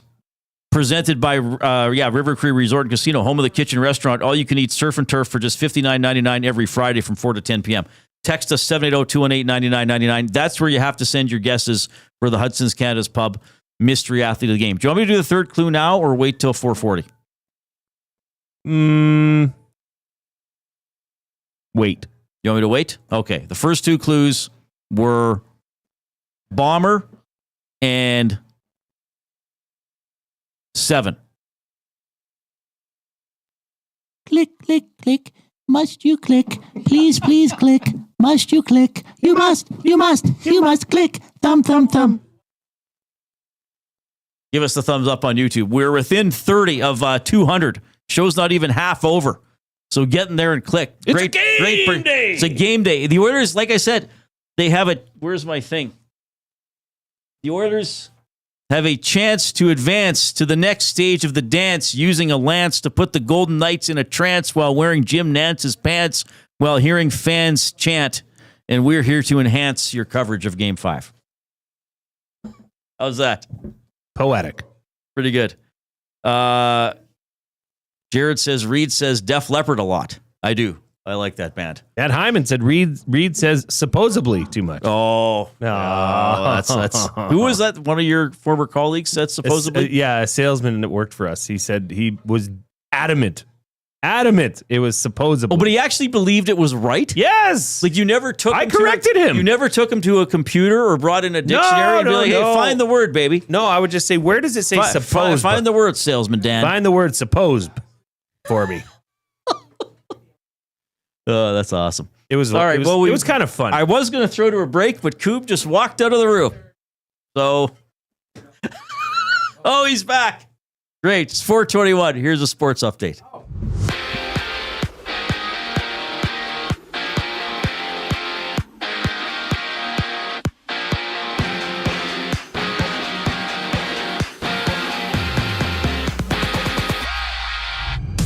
The Oilers and Golden Knights face off in Game 5 tonight. Oilers commanding a 3-1 series lead with Tom Gazzola and Hernan Salas teeing up the action during the GCL Diesel Oil Stream pregame show. Join Tommy for the show on location at Hudson's White Ave, or tune in right here on EST starting at 6 o'clock. Meanwhile, Florida enters Game 5 against Toronto without Evan Rodriguez. Jesper Boquist slots in for the Panthers with the series tied at 2 apiece. And down in LA, former Oilers general manager Ken Holland has joined the Kings to become the team's vice president and general manager. Elsewhere, Adam Foote has been promoted from assistant coach of the Canucks to head coach. And another coaching move saw the Flyers hiring former Canucks head coach Rick Tocchet. In the association, New York visits Boston with the Knicks looking to tie the series or take the series in 5 games before the Timberwolves and Warriors meet, with Minnesota leading 3-1 in the series. And after losing 11-9 yesterday, the Jays rematched the Rays just after 5 o'clock, and 4 games are underway right now in the MLB, with the Yankees and Mariners tied at 2 in the end of the 7th inning. This sports update is brought to you by Paramount Flooring, proudly serving Edmonton and area for over 30 years. Their West End showroom is open 7 days a week. You can also shop online at ParamountFlooring.ca. We have a quick break before the Reid Wilkins Show returns here on EST. I'm Zachary Kubish, and you're up to date. Got some gently used furniture or home goods that need a new home? Find Edmonton is here to help. Every month we furnish over 100 homes to those transitioning out of homelessness, and we need your gently used furniture and home goods. Drop off at 5120 122nd Street or call for free local pickup. Just visit findedmonton.com to learn how your donations can help create a home for someone in need. Plus, shop our thrift store, in-store or online, with proceeds benefit those moving out of homelessness through housing supports. Visit us at findedmonton.com. Find Edmonton, supporting our community one home at a time. Craving a late night snack? Hit the Banquet for our new late night happy hour. Sunday to Thursday, 9 p.m. till close. Try favorites like sweet and spicy lettuce wraps or our Banquet burger and fries, all at happy hour prices. The Banquet. Get real. Play hard.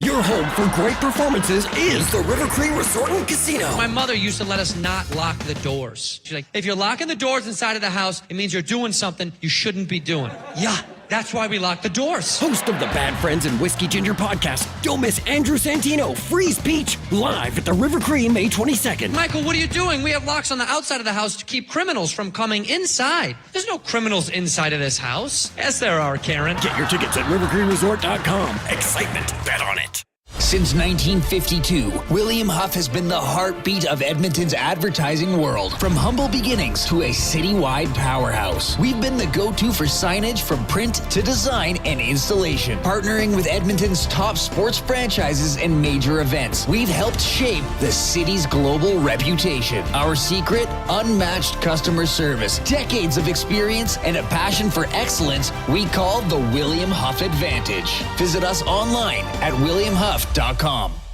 Keep your team jersey and rally towel close by and help bring the championship home. For all your other treasures, store them with Sentinel Storage. Store Canadian. Try 4 weeks free at sentinelstorage.ca. Proud partner of the Edmonton Oilers.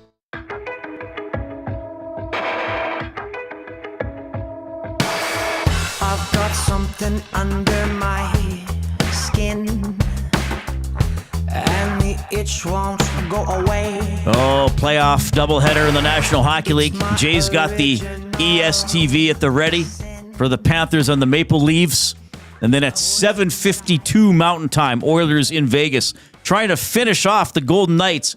Oilers are expected to go with McDavid between Nuge and Hyman, Draisaitl between Podkolzin and Kapanen, Henrique with Kane and Brown, Janmark with Frederick and Perry, Kulak, Bouchard, Nurse Stetcher, Wallman, Klingberg on the back end with Stuart Skinner in net, Rodrigue as the backup. The projected lineup for the Golden Knights does not include Mark Stone, Eichel with Howden and Olofsson, Hurdle with Dorofeev and Waugh, Carlson, Barbashev and Smith, Schwint, Pearson and Kolasar, Hanifin with Theodore, Haig with Whitecloud, Hutton with Korzak. So we could see Both McNabb and Pietrangelo missed the game tonight, but we'll see. We'll see once it gets going. Hill and Schmid are the two goaltenders. Oilers trying to wrap it up. Kasperi Kapanen jumped into the lineup last game, played very, very well. Leon Draisaitl coming in on the team's depth.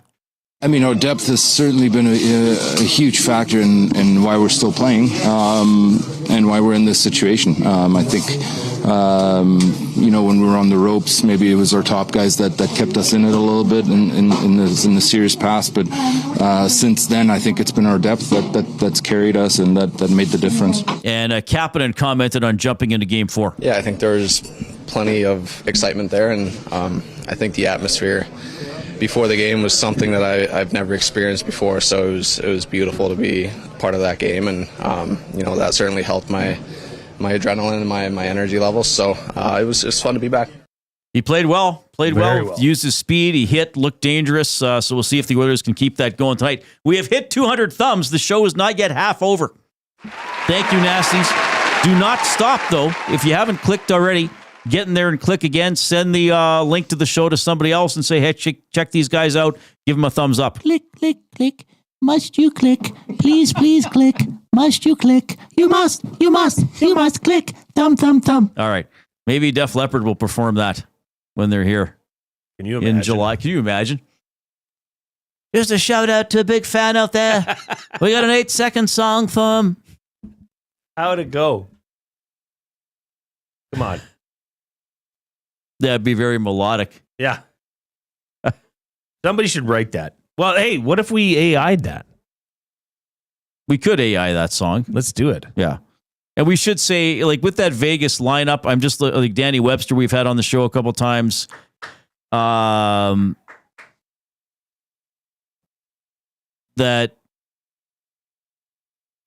it sounds like Schwint is going to play. Schwint. They had a lot of guys doing maintenance days. So I was just giving the projected lines based on what some people reported. But, it sounds like McNabb and Pietrangelo are going to play. But it looks like Mark Stone will not.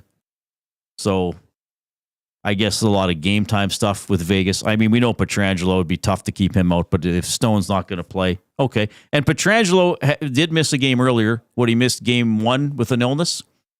Well, Thomas Drance made sure he pointed that out.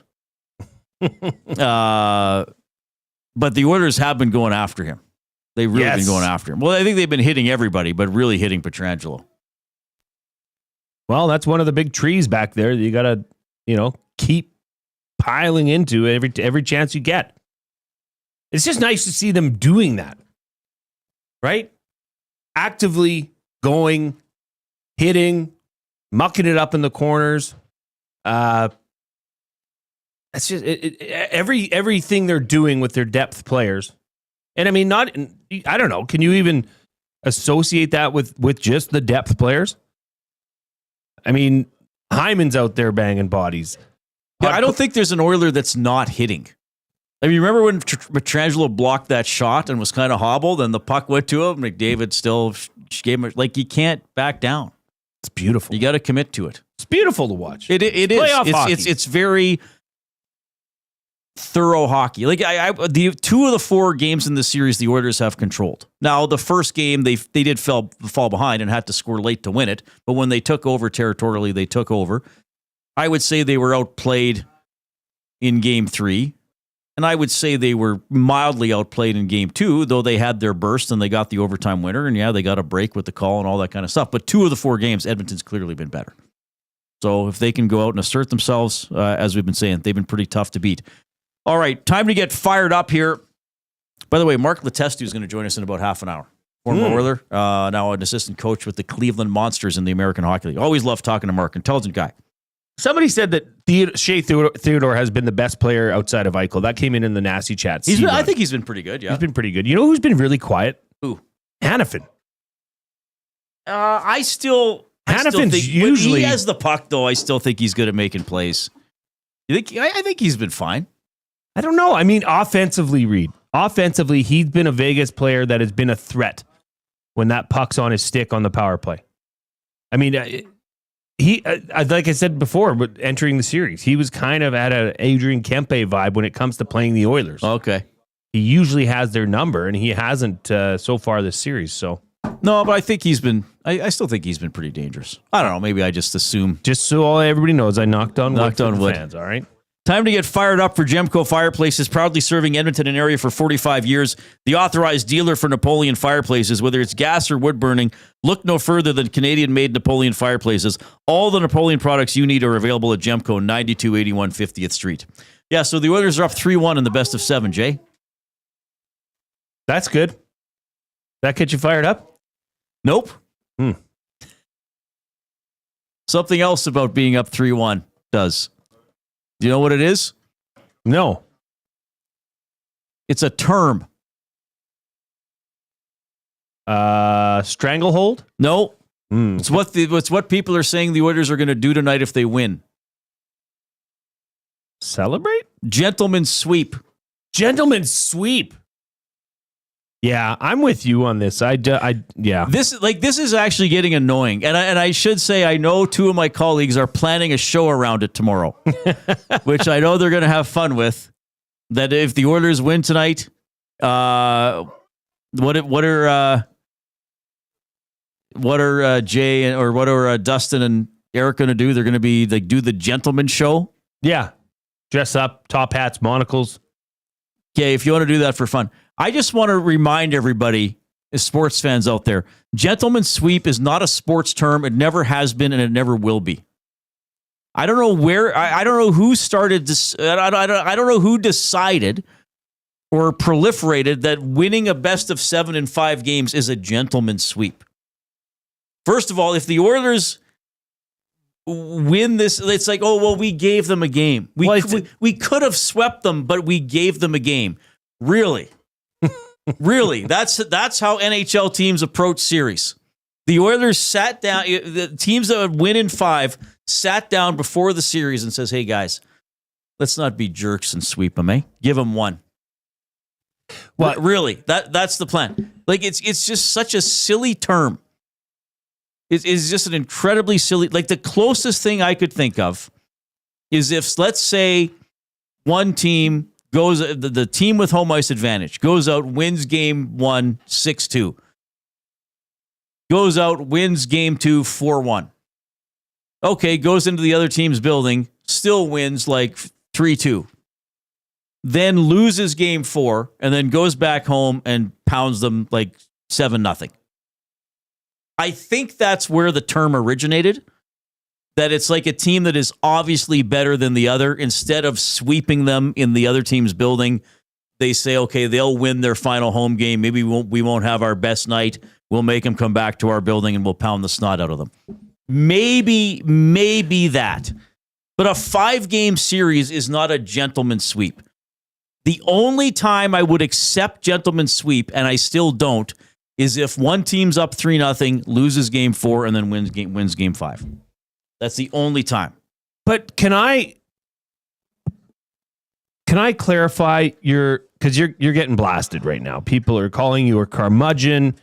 Reid, relax. You don't have to hate everything fun. It's not fun though. What's fun about it?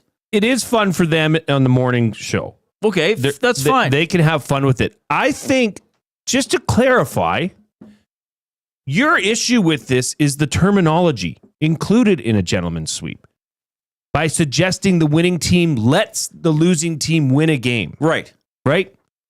By saying the winning team wants the losing team to avoid complete humiliation. Like they give a flying you-know-what about the other team. That's more where your issue with this lies. You really think the Edmonton Oilers care about the Vegas Golden Knights' feelings? Yeah. Like, think about that. I love it. It's an inaccurate and irrelevant term, and I don't care if people think I'm a curmudgeon, because I can be curmudgeonly about what I want to be. I have to deal with a lot of people's feelings as a talk show host and thoughts. So sometimes you're going to get mine. That's the only thing that I could understand is if maybe like one team's up 3-0, game 4 is on the road. I'm not saying they lose on purpose, but maybe the other team comes out fired up. The team that's already up 3-0, maybe, thinks earlier in the night, okay, it's not our night. We got them at home in game 5, and then they routinely finish them off in game 5. That's the only thing I could say. To me, a gentleman's sweep has to be the winning team of the series goes WWWLW. That's the only way I'll accept it as a possibility. So you have terms for your gentleman's sweep. Yes. It is kind of funny. Everybody's like, it's a thing. It's just a thing. Like, just chill out, Reid. Chill out. No, I'm not going to chill out about it. This is the Why same. should I? Why should I? Well, what if they lose tonight? Then you can't chill out. Okay, if you want me to chill out, don't keep using the term and pretending it's a thing. Like, don't keep telling me it's a gentleman's sweep and that I should be calling it that. And then, oh, no, but Reid, it's not a real thing. Oh, really? Everybody's acting like it's a real thing. It's not a real thing. Sorry for being the one pointing it out. Again, I got to apologize for being logical. Sorry. Casino Dealer Jay, we are saying that they lose on purpose because they are that much better. Just let us feel this way about these other teams that used to beat the Oilers up. About these other teams that used to beat the Oilers up. Okay, so you're asking me to not believe reality. Essentially. Okay. But I do appreciate that you have terms for your gentleman's sweep. At least you didn't just say, no, this is silly. That's the only way I would accept it. WWWLW. Yes. Like if this was Washington, Montreal. What about the Kings series? LLWWWW. No. It's a sweep. It's 4 in a row. Yeah, maybe. Maybe. Why not? The Oilers let them get up their hope. What would that be? That would be a backstabbing sweep. We let them win the first 2 and thought they were good. And then we got them in the alley. This is funny. Bronco Nick says, Dungeons and Dragons are not a real thing, but we play Dungeons and Dragons, Reid. Let them have their fun. Well, no, he said dragons are not a real thing. Oh. Dungeons are real. Dragons are not a real thing, but we play Dungeons and Dragons. Yes, there we go. Yeah. Reid is given. Anyway, this is the last time I'm going to talk about it, and the last time the term will be used on this show. Okay. I better change my notes. Gentlemen, or I could come up with terms for all series. Yes, why don't you do like that? Okay, yeah, that's what you do. A 6-game series is like a... We'll come up with some tomorrow. Yeah. We'll come up with some tomorrow. Yeah. Everything's a sweep. Everything in like some way. A 7-game series is a dramatic sweep. Right. Yeah. I like now. So a 6-game series is like a... Beat them at their own game. Salty sweep. Salty sweep. Yeah. What's a sultry sweep? That's a 6-game series. Sultry or salty? So salty. Yeah, I don't know. What's sultry? Sultry would be I don't know. Sultry would be you're up. Sultry, you'd be up 3-0, and you say this is a sultry sweep. So they said the Oilers in the Stanley Cup final last year were trying to do the reverse sweep, which is to me that's an interesting way to apply it, even though it's not a sweep. Like you're winning 4 in a row at the end instead of at the beginning. What's a hurry hard sweep? A hurry hard sweep is when that's got to be 7, that's right? when you get 3 in the 10th to win it.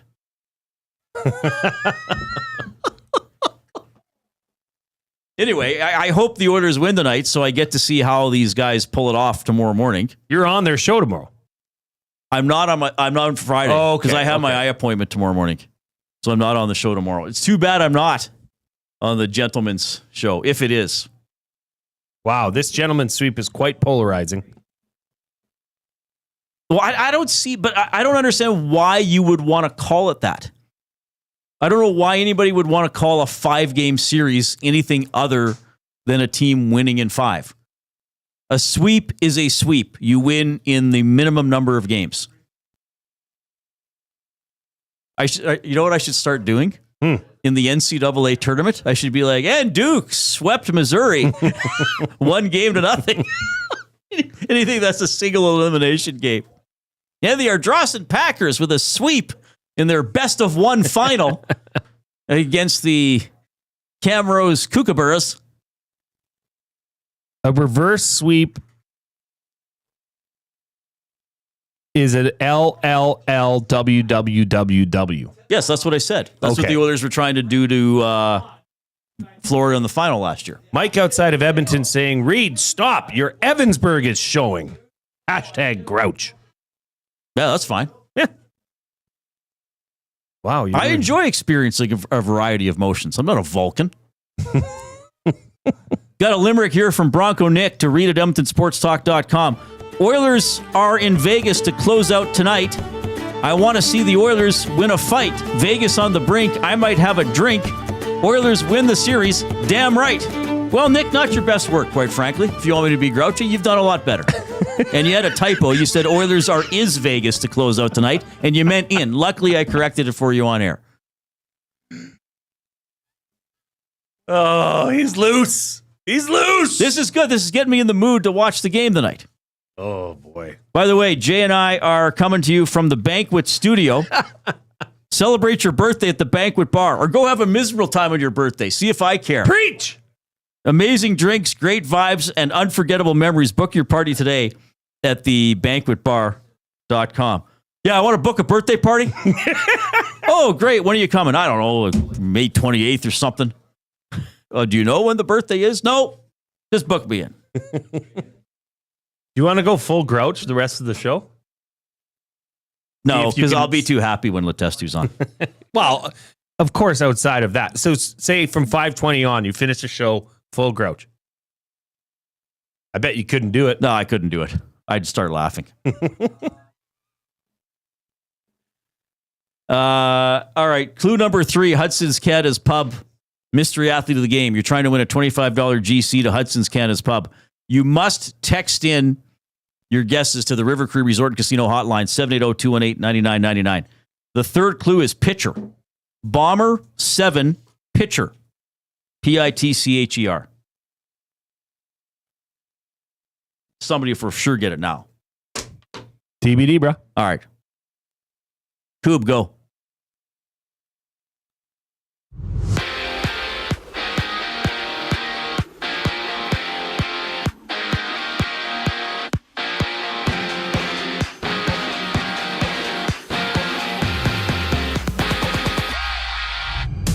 The Oilers battle the Golden Knights in Vegas with a chance to take the series in 5. Tom Gazzola and Hernan Salas go live from Hudson's Wide Ave for the GCL Diesel Oil Stream pregame show to tee up the action starting at 6 only on EST. Just one other game on tap as Florida and Toronto going head-to-head. That series is tied at 2 apiece. And from LA, the Kings have hired former Oilers general manager Ken Holland to become the team's next vice president and general manager.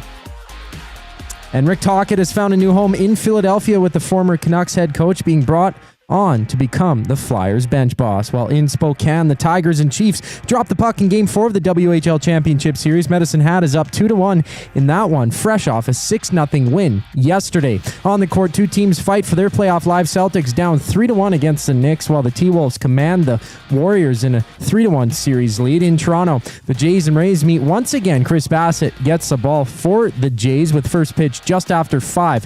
3 games are live right now. The Yankees taking a 3-2 lead over the Mariners in the top of the 9th inning. This sports update is brought to you by Find Edmonton. Find takes your unused furniture and home goods to help those moving out of homelessness. Get donations picked up or drop them off free of charge. Visit findedmonton.com.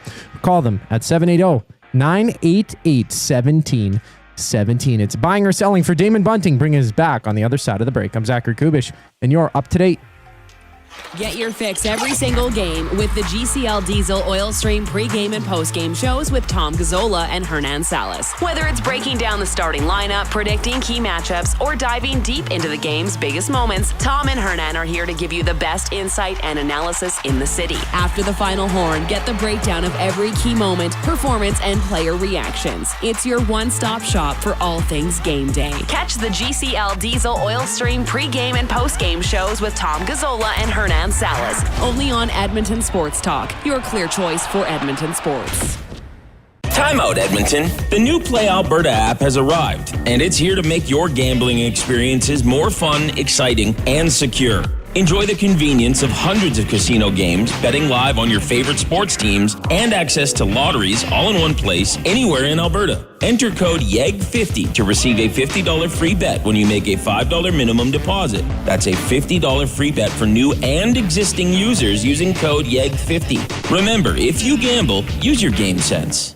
You've always known GCL Diesel as the experts in diesel fuel systems, but did you know that GCL is also your source for turbochargers and turbo repair? As a turbo supplier for Garrett, Borg Warner, and Holset, GCL can provide genuine original equipment turbos at wholesale prices.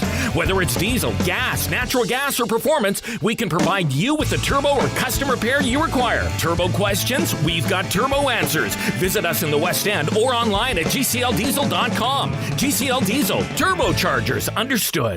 Keep your team jersey and rally towel close by and help bring the championship home. For all your other treasures, store them with Sentinel Storage. Store Canadian. Try 4 weeks free at sentinelstorage.ca. Proud partner of the Edmonton Oilers.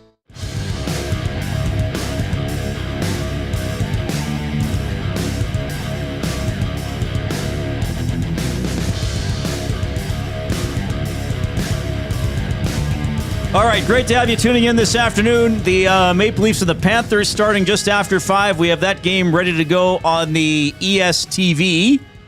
We have the Oilers game at 7:50. Bronco Nick has sent in another limerick. Reid is feisty regarding the sweep thing. Hopefully the same anger Oilers do bring. Reid is upset. Hey, Reid, don't fret. Let's enjoy the win and continue to sink. Will Hernan sing tomorrow if the Oilers win? Yeah. Hernan, you sing tomorrow if they win, right? Yes, confirmed. What song? He's gonna sing. Him and Gager should do a duet of Islands in the Stream. Maybe Wonderwall. A duet of but Islands in the Stream actually involves two Dolly Parton artists. and Kenny Rogers. Yes, Kenny Rogers, not the former Texas Rangers pitcher. Didn't he throw a perfect game for the Yankees? I think Kenny Rogers... Did Kenny Rogers not throw a perfect game for the Yankees against the Blue Jays? And David Wells threw a perfect game for the Yankees against the Expos in back-to-back years, didn't they? Do I have the right teams? On July 28th, 1994, Kenny Rogers of the Texas Rangers pitched a perfect game against the California Angels. He was with the Rangers, okay. I thought in back-to-back summers, Yankees pitchers had perfect games, and one was against the Expos and one was against the Blue Jays. But I could have that mixed up. They should have. You know what that pitcher should have done? He should have walked the 27th batter and then got the 28th batter out, and that would have been a gentleman's perfect game. Ooh. Reid, you said you weren't going to say that. Yeah, well, whatever. Wasn't David Wells extremely hungover when he threw a perfect game? I think he was extremely hungover most of his career. The hefty lefty, they used to call him. List of Major League Baseball perfect games. Thank you, Wikipedia. Let's see what we have. Kenny Rogers was 94. David, okay. I was not exactly right, but I was territorially correct.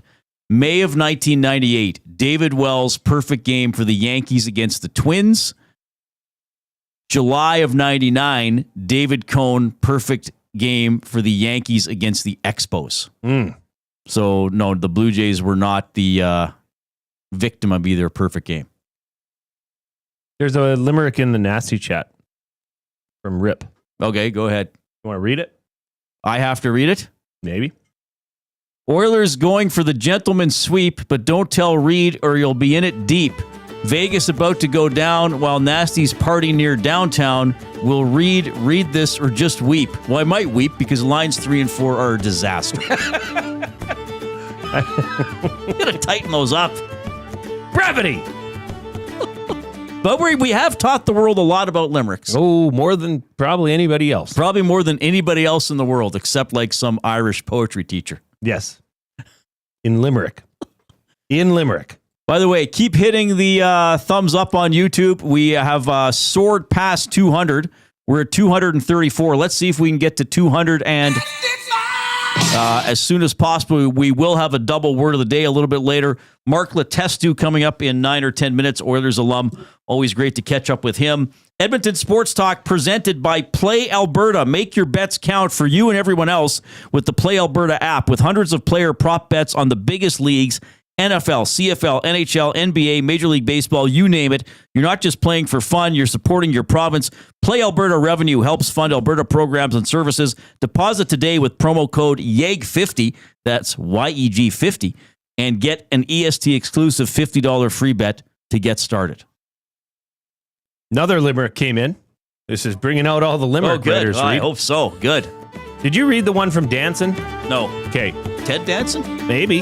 Who knows? They called it a gentleman's sweep. 4 wins with just one minor beep. They gave one away, then ended the fray. Back home with the crown they did keep. Pretty good. Not bad. That's a pretty good one. Not bad. That's a pretty good one. Rip says in defense, Limerick is my 4th language. Yeah, his was pretty good. Just needed a little shorter lines, 3 or 4. All right. Well, I think that goes back to something you said earlier in the show. In defense of somebody who it's their second language. Yeah, Leon. Yeah, that he says obviously a lot. Oh, obviously. There you go. Yeah, that's fine.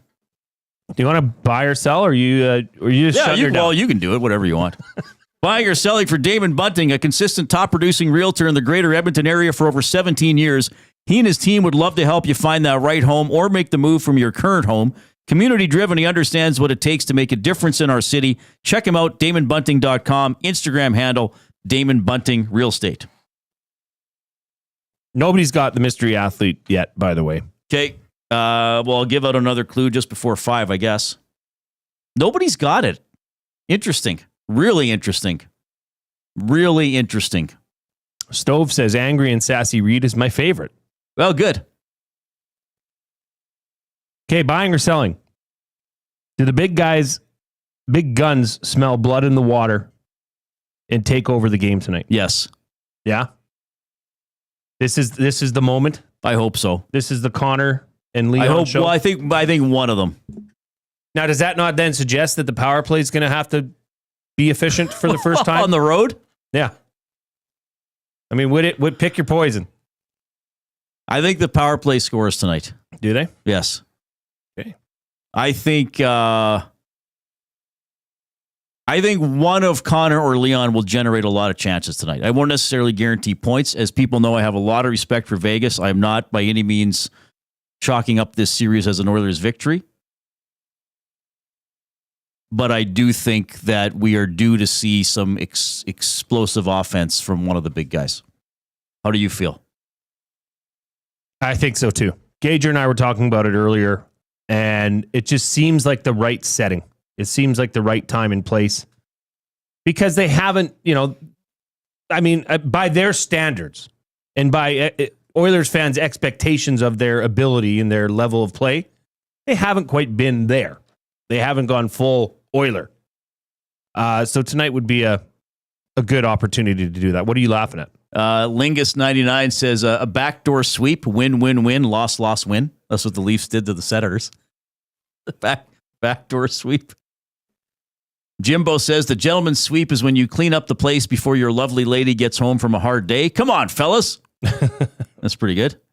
Brent taking a stab at a Limerick. Now, in the Nasty Chat, it's also tough, too, because you can't hit return the same way. True.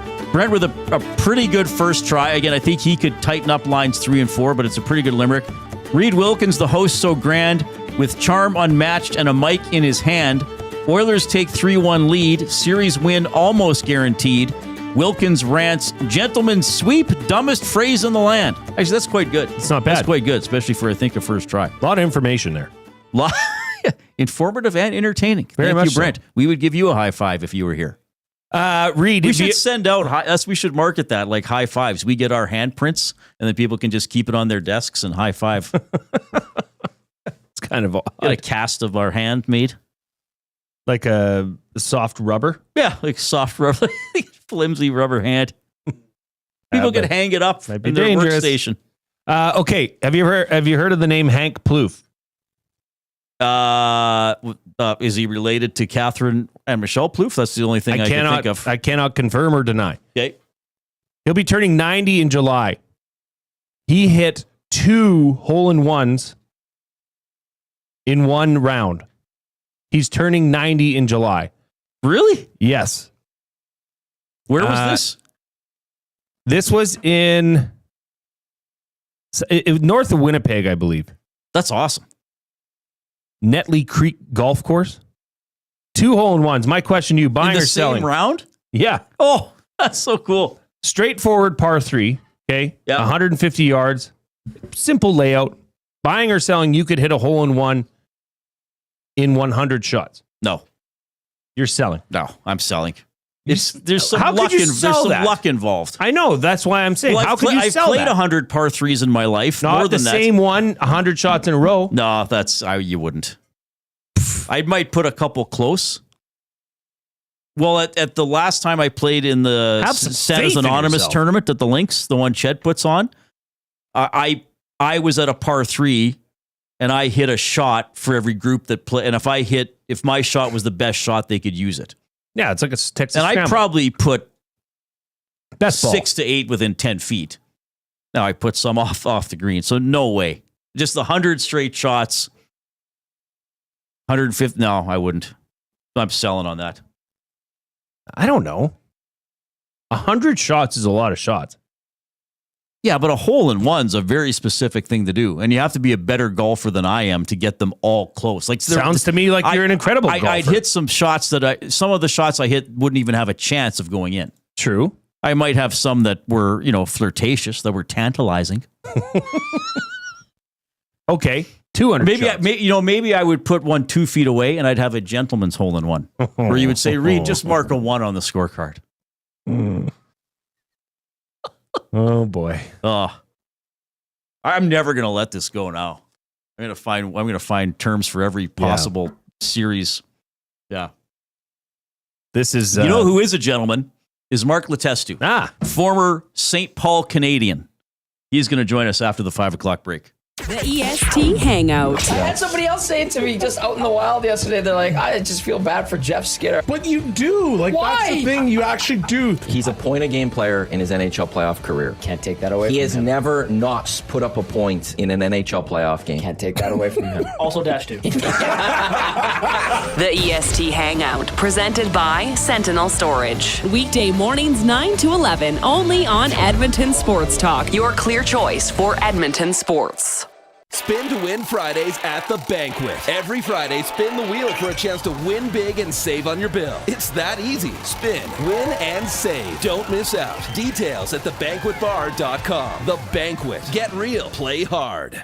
Timeout, Edmonton. The new Play Alberta app has arrived, and it's here to make your gambling experiences more fun, exciting, and secure. Enjoy the convenience of hundreds of casino games, betting live on your favorite sports teams, and access to lotteries all in one place, anywhere in Alberta. Enter code YEG50 to receive a $50 free bet when you make a $5 minimum deposit. That's a $50 free bet for new and existing users using code YEG50. Remember, if you gamble, use your game sense. At Mind 360, we invite you to embark on your mental health journey in a safe and comfortable space. Conveniently located in St. Albert, Mind 360 has a diverse team of experienced clinicians that offer a broad range of tailored services for children, adults, and families. Furthermore, we are very proud to serve our military, veterans, and first responders. If you're looking for counseling, treatment, or assessment, understand that you are not alone. Contact Mind 360 at mind360.ca to book an appointment today. Looking for quality building materials and friendly advice? Visit us at Windsor Plywood Leduc, family owned and locally run since 1993. From interior materials for doors, flooring, baseboards, and all the finishing touches to all you need for your outdoor projects like cedar lumber for decks and fences, plus all the plywood you'd need. Our full-time on-staff carpenter can help with anything odd-sized or custom, and from domestic hardwoods to exotic selections, we've got you covered. And if we don't have it, we'll track it down for you. Windsor Plywood Leduc. We're the experts you need to know.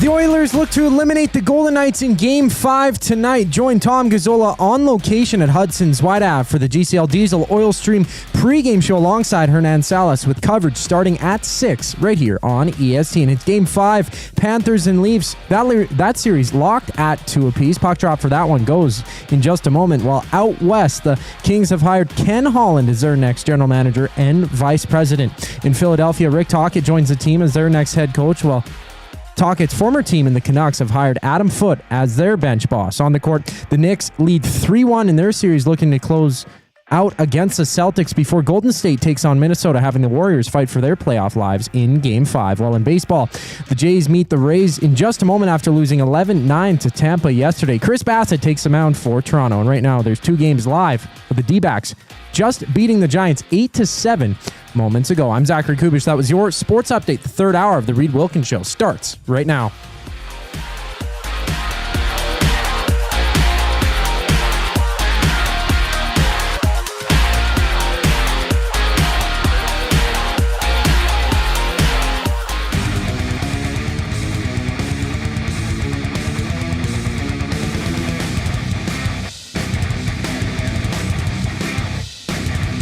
All right, there's some good game day music. Oilers at Golden Knights tonight. An hour left in this show.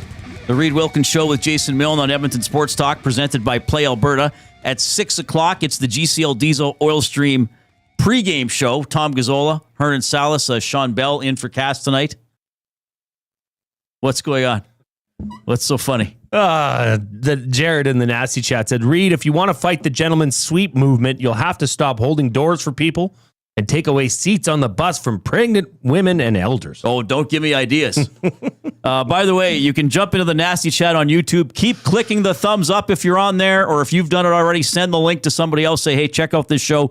Give them a thumbs up. We have a chance to get to 300 today. I won't give the exact number. I'll just say it's tantalizing. Yeah, it's in the sights. You can text us at 780-218-9999. That's the afternoon inbox presented by River Cree Resort and Casino, home of the kitchen restaurant. All you can eat prime rib buffet for just $49.99 every Sunday from 4 to 10 p.m.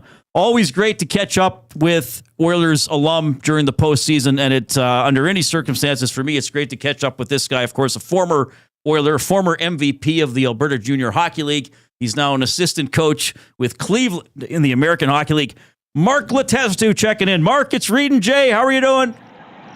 Oh, I'm good. How you guys doing? Good. Where are you? Like, are you on an airplane? Are you flying a chopper?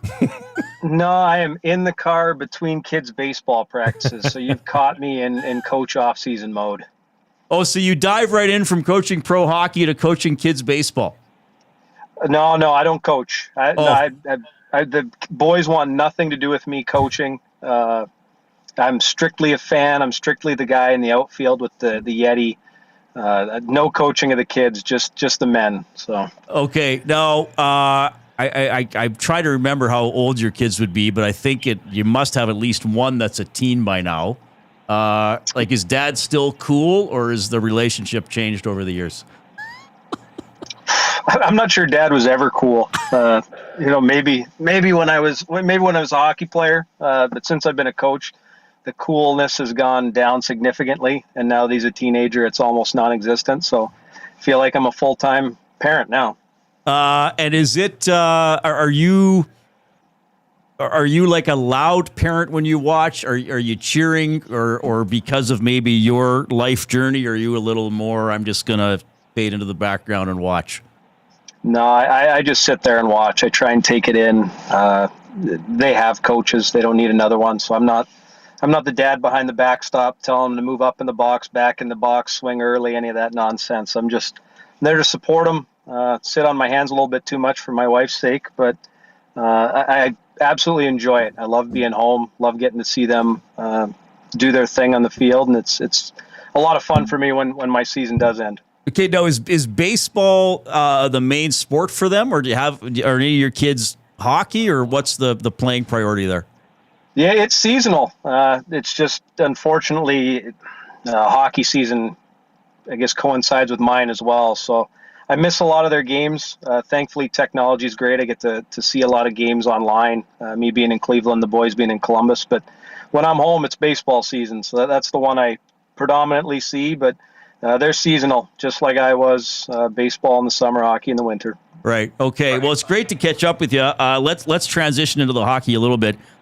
Oddly enough, the last time the Oilers won the first 2 games of a best-of-7 series on the road, you were on the team. You probably remember beating Anaheim, and then obviously Anaheim rallied to win 3. You guys crushed them in Game 6. You had 4 points in that game, and then obviously they edged you out in Game 7. The Oilers trying to do it differently this year and win it tonight. I mean, you played in playoff series. You played on playoff series in Edmonton. What's it like managing the emotions after a game? I mean, I was talking earlier in the show. I saw Hellebuck's post game from last night, and he's 5 minutes after, and it's like the world had ended. And the Oilers in this series, Leon scores on his own net, and then they come back and dominate. What happens after games and on off days for players to sort of refocus and deal with the tidal waves of emotions? Well, that 5-minute period after the game when the media comes in, it's probably the best time for the media to be in there, because that's when the sound bites fly, because emotions are high and hot and things have just happened. And quite honestly, you haven't processed it. So the time in between is probably more important for the players, where you can process it. Then maybe it doesn't feel like Hellebuck, it is the end of the world, right? You still got games to play and games to win.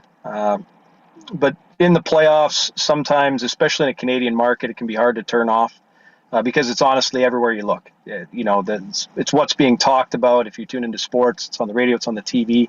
It can be tough. But I think seeing how Edmonton responded to Leon's goal speaks to the experience. They've been now this deep in the playoffs 2 years in a row and looking to go further. But a team that's confident, usually the game-to-game momentum, it just doesn't matter. The game ends, you move on, you got another game to win. And the best teams in the playoffs seem to be able to compartmentalize those and flush the games, winner, good or bad, and move on to the next one. Stuart Skinner had a great line after the last game. He was asked about the outside noise, and he said, "What outside noise?" And he just turned away from the reporter who asked the question. I don't know if you remember this. I remember you told me once off mic when we were just chatting one day, you said, you said, "I listened to you and Brownie after the games, Reid, but I won't listen if I think there's going to be chat about me," which I thought was pretty interesting. But like, is it? And you played in Winnipeg as well. Like, do you have to literally do that though? Like, if the TV's on and it's like, "Hey, I'm going to break down Mark Letestu," like you have to no, this is going off. Like, is it that conscious a decision to block out stuff about yourself? It was for me because at times your perception can be your reality. You can think you're better than you are, and that sometimes transfers to your game and your confidence. I think it takes a real special mental individual to hear things negative about him or negative about his team and not to go down that place mentally. And I mean, we're talking about, uncommon men amongst uncommon men. The edge in performance can be so small.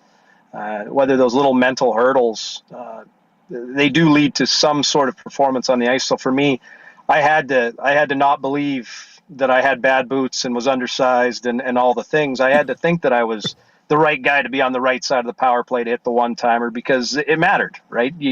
If you feel like you belong with those guys, no matter, however many people tell you don't, your performance, it just has to be better than you believe. So for me, sometimes blocking it out is a good thing, but it can be difficult in the Canadian market to avoid it. Yeah. Leon Draisaitl. Now, I know you played with a younger version of Leon, but you did play that 16-17 season where he really blossomed, right? Him, McDavid, and Maroon were on that line. And he actually was the leading scorer in the 2017 playoffs for the Oilers, and you were second. And I've often said that to me, an angry Leon is a Leon that I want, as long as he doesn't cross the line. And this last game, he had to check Eichel, and we had a listener put in our chat saying, "Good on Knobloch, like find a way to get him going." I know you're a few years removed from being around Leon on a daily basis, but is he one of those guys, like if he comes in a little grumpy, you're like, good, he'll probably play better? Yeah, well, and as a guy that's kind of watch the playoffs from afar, it seems like anybody that comes in a little grumpy or pissed off, it's just the tone of the playoffs this year. Like, guys have just been going at each other. So I think anytime you can have your best players engaged in that, whether it leads to points or not, it drags other players into the fight. When your leaders, your best players are playing with snarl and nasty, it just goes right through your lineup. So I think, of course, Leon, if he's engaged and nasty, I think he's better. But I think most great players, when they play with edge, it just pulls guys in. I still remember Connor, open ice hit on Sorensen, turned our season and our playoffs around against San Jose that year. So when those guys get engaged and play with snarl, it's so easy for the rest of the group to fall in line. Former Oiler Mark Letestu joining us here on the Reid Wilkins Show. Mark, I wanted to ask you, this power play is 1 for 9 this series. That's the Edmonton Oilers power play. They're 0 for 12 this playoffs on the road. As a coach now, what do you do to fix that? Do you just keep saying, let's just stick with it, let's stick with it, it's going to break through? Or do you try and adjust things on the fly to try and get this going? Yeah, sometimes there's adjustments to be made. But I think at this time of the year, you've gone through 82 plus dress rehearsals. You put your people on the ice that you believe in, because ultimately they need to feel your confidence. You got to have kind of that unwavering confidence in the group. And I may be selling it as we've been able to have success without us, without the power play. And that next opportunity, the next most important opportunity is right around the corner. You never know when your power play is going to be needed. You're saying 1 for 9 recently.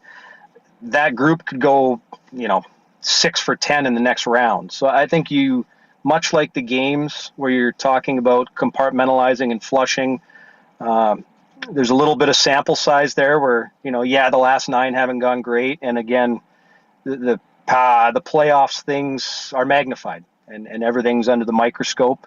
And that's an area of their game that certainly can get better. But with that group and those people and where they've been and how productive they can be, 3 for 3, 3 for 4, that's right around the corner. And that's the way I'd be trying to steer them and pump as much confidence into that group as possible. Mark, Edmonton Sports Talk, we are on an audio stream and we're live on YouTube, all of our shows. So we have a chat that's going on as our shows are happening. And somebody wrote in here, Brian Poitras says, Mark was a great pitcher himself. One time, a giant from Fort Saskatchewan put one on the library roof in St. Paul. My bad, fastball down the middle wasn't the right call. So I believe he was pitching against you and you took it yard on him. But I wanted to ask you about that, about St. Paul, and Reid has talked extremely. Reid loves you, Mark. Reid's always respected you, loved you. Come on. He's named a fantasy team or about Letestu in the team name. I did do that. I named a team Letestu forever. I got to remind people that you were a great player. What is the connection between Reid and you? When was the first time that you met Reid or Reid covered a sport that you played, Mark? Well, this is probably going back to the Alberta Junior League days, maybe the St. Paul Canadian days, but definitely in the Lakeland area.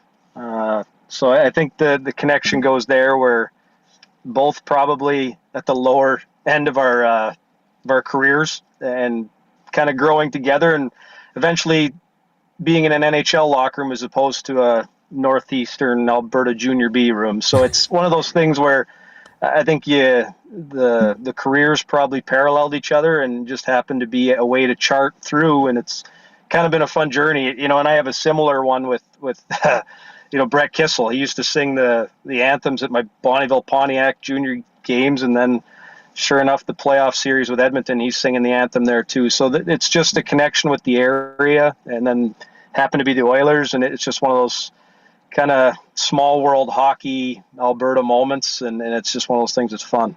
Yeah, it has been pretty cool. And then you wound up being an Oiler for a while I was covering that. I think I talked to you with the St. Paul Junior B Canadians, and obviously with Bonnyville, you're one of the best players in the league there for a couple seasons. So that has been fun. All right, I almost hate to do this to you, but someone put it in the chat, and you and I, this is how many times I've interviewed Mark. We did an entire segment on Inside Sports on this one day. but people still associate Mark with this. So for people who haven't heard the story, somebody put, what's the story behind Letestu downing a packet of mustard during games? I know you probably get asked about this 40 times a year.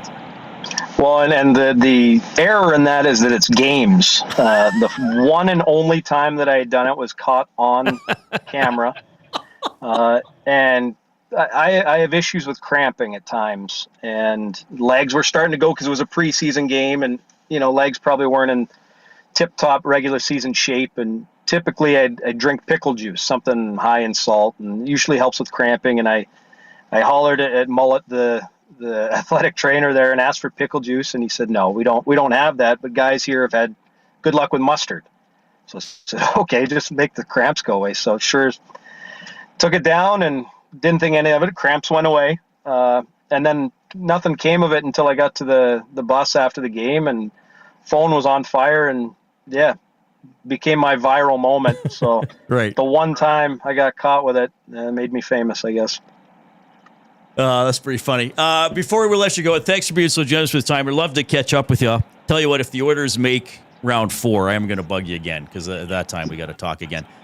Just a quick thought on another season coach in the AHL. I know you wanted it to keep going past the series against Laval, but how are things there with the AHL affiliate in Cleveland, and just sort of your continued growth as a coach?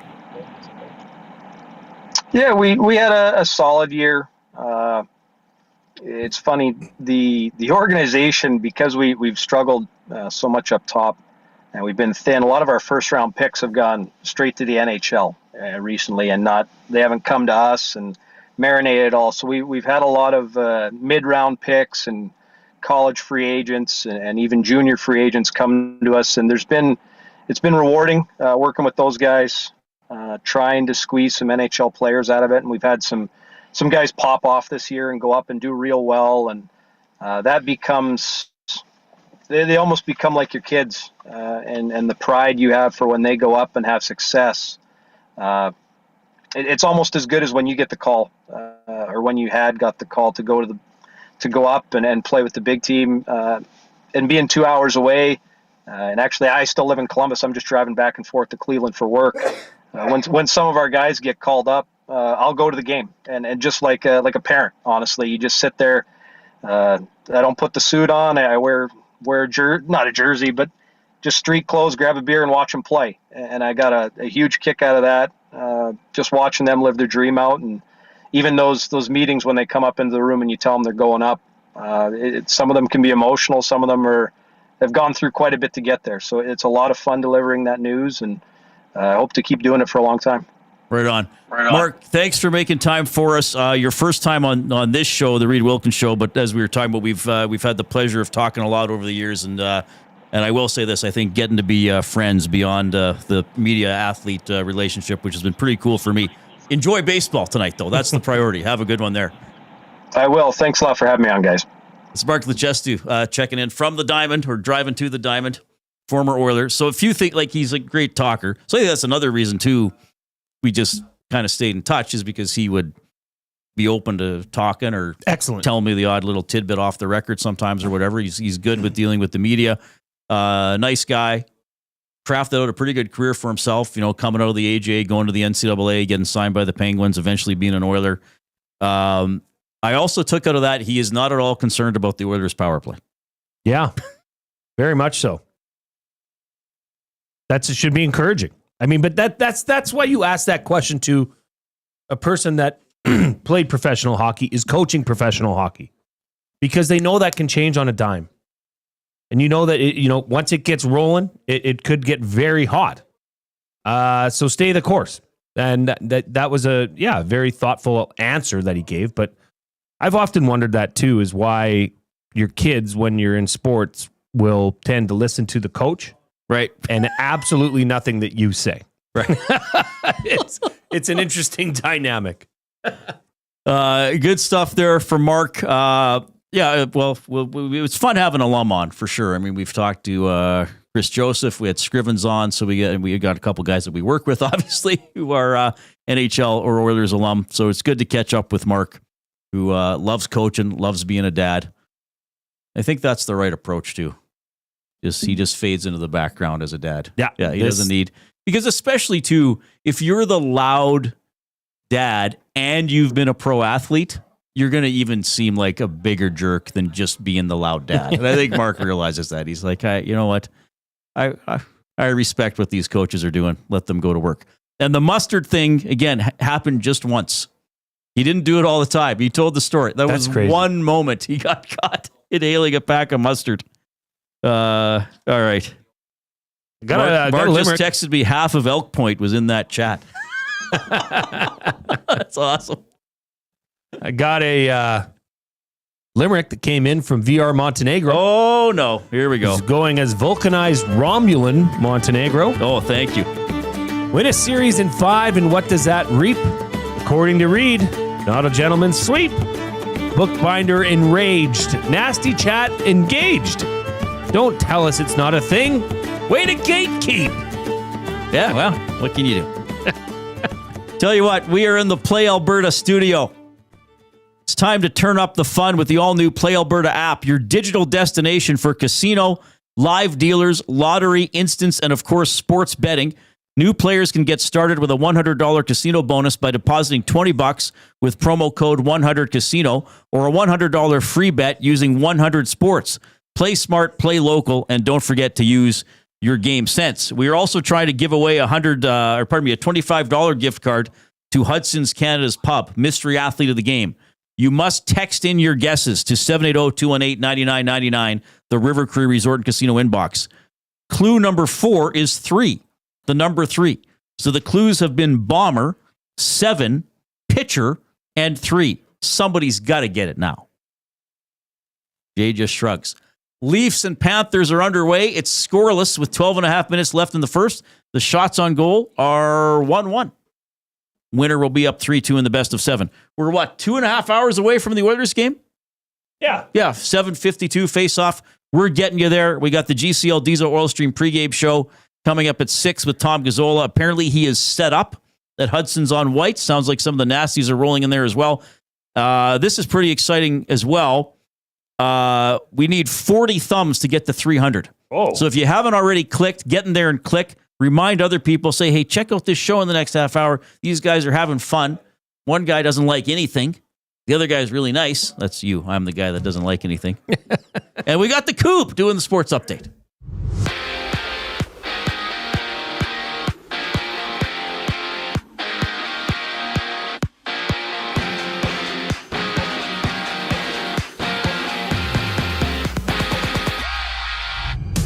Edmonton hits the ice in Vegas with the Golden Knights on the brink of elimination. Tom Gazzola, Hernan Salas, they tee up the action when they go live for the GCL Diesel Oil Stream pregame show with Gazzola on location at Hudson's Wide Ave. Tune in at 6 right here on EST. And right now the Panthers and Leafs are underway about 10 minutes into the first period of Game 5. That one's scoreless with the series locked at 2 apiece. Meanwhile, former Oilers general manager Ken Holland has been named as the vice president and general manager of the Kings. Elsewhere, Rick Tocchet is headed to Philly to fill their vacant head coaching position. And the WHL Championship Series continues tonight with Game 4. Tigers up 2-1 in the series over the Chiefs, with Medicine Hat getting a 6-0 shutout in Game 3. On the court, basketball has 2 Game 5s. Boston is down 3-1 in their series against the Knicks, with New York down 21-16 early in the game before the Timberwolves can punch their ticket to the third round tonight with a win against the Warriors. And the Jays and Rays are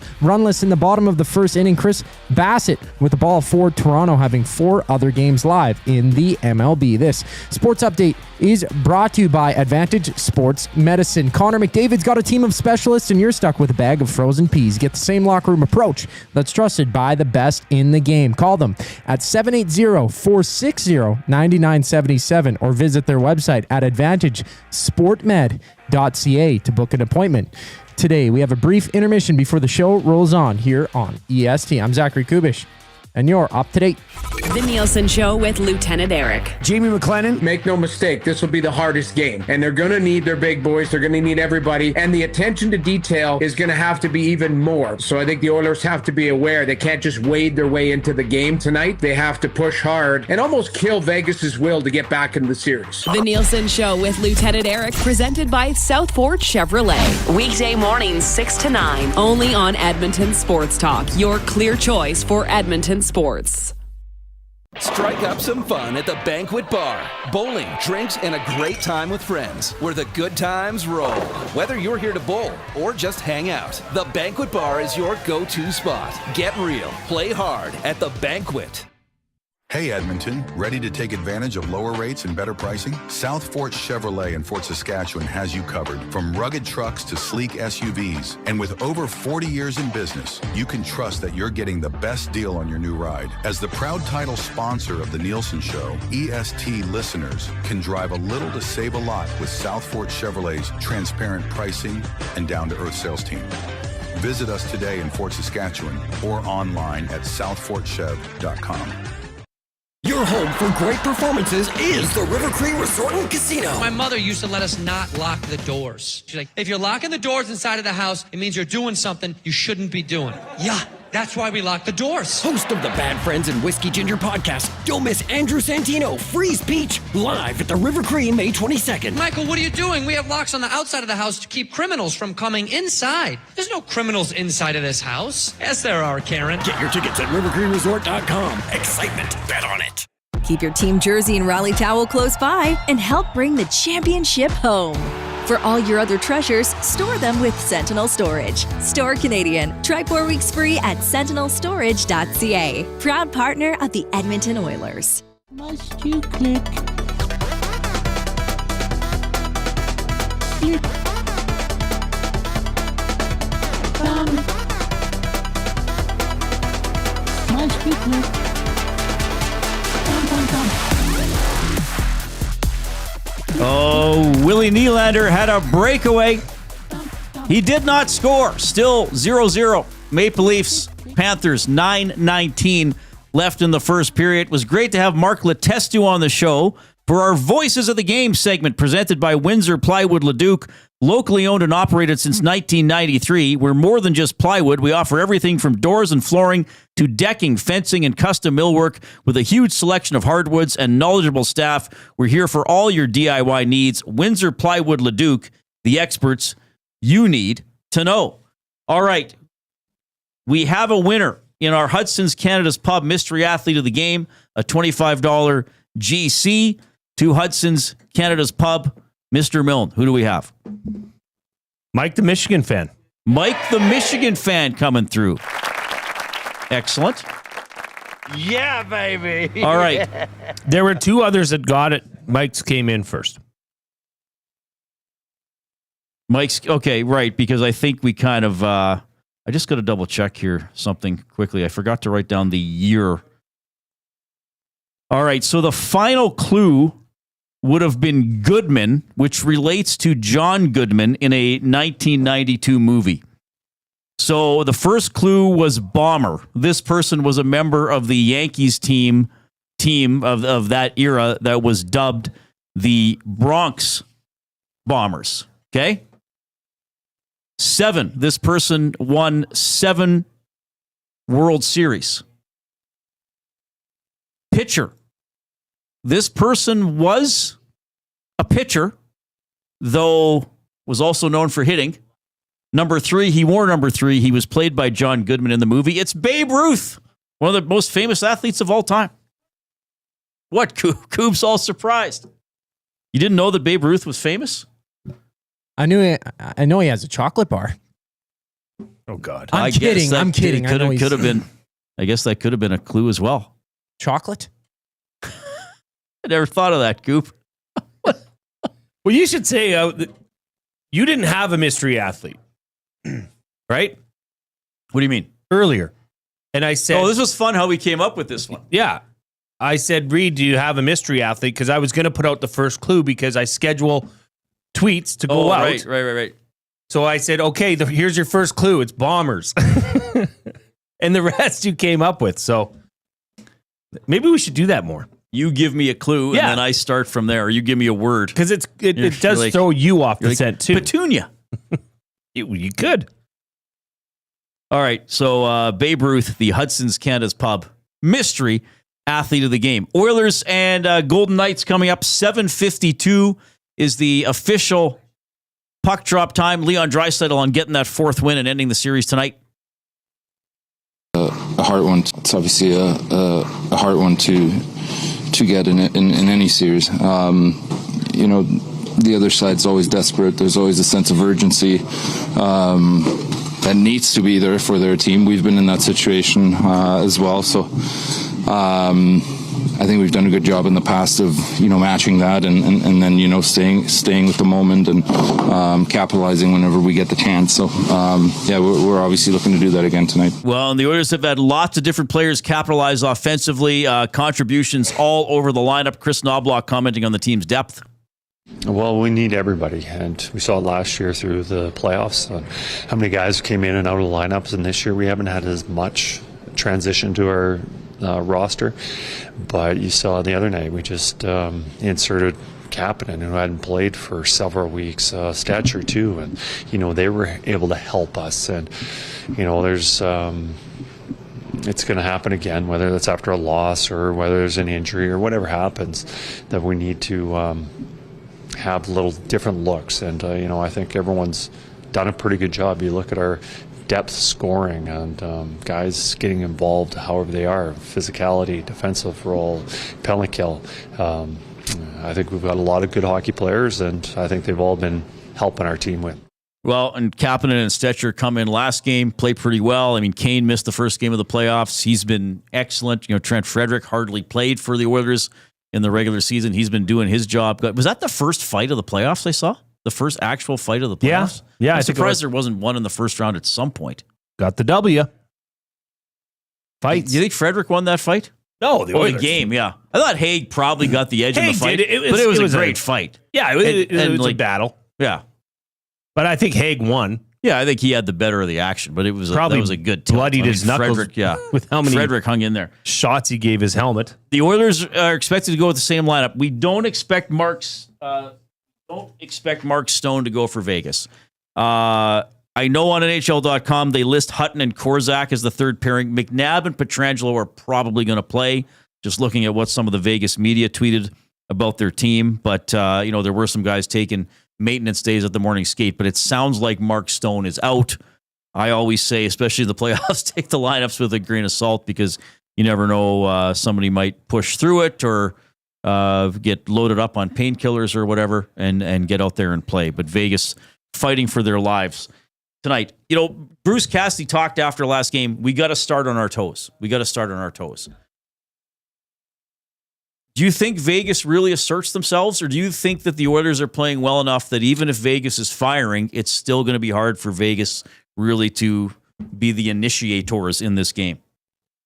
I think the Oilers have to come out and be buzzing early. Pucks on net, traffic, chaos in front of the net. Get to Aiden Hill again and try and derail that game plan for Vegas as early as possible and take control of the game. Take control of the tempo, take control of the pace, take control of the physicality. And I honestly think, after what you saw last game, it's got to be discussed in the Oilers locker room to agitate and get in the face of Aiden Hill early. That's a good point. Yeah. It has to be. Well, or just get to the net. They don't even have to, get to the net. Hyman doesn't have to be told to bump the goalie. No, Hyman it'll happen naturally. Hyman just has to be said, play your game, Zach. But you're around the blue paint. But that starts with pace. That starts with pucks on net. Pucks down low. Yes, pucks down low, pucks to the net. Mm-hmm. Be bullies out there. And that was the thing. Bennett hit the post here, I think. Or no. Oh, it's just a big it was save. off Wall's arm. I don't know. Yeah. Wall didn't know where that was. Wall no see puck. 780-218-9999 is how you text us the River Cree Resort and Casino inbox. What?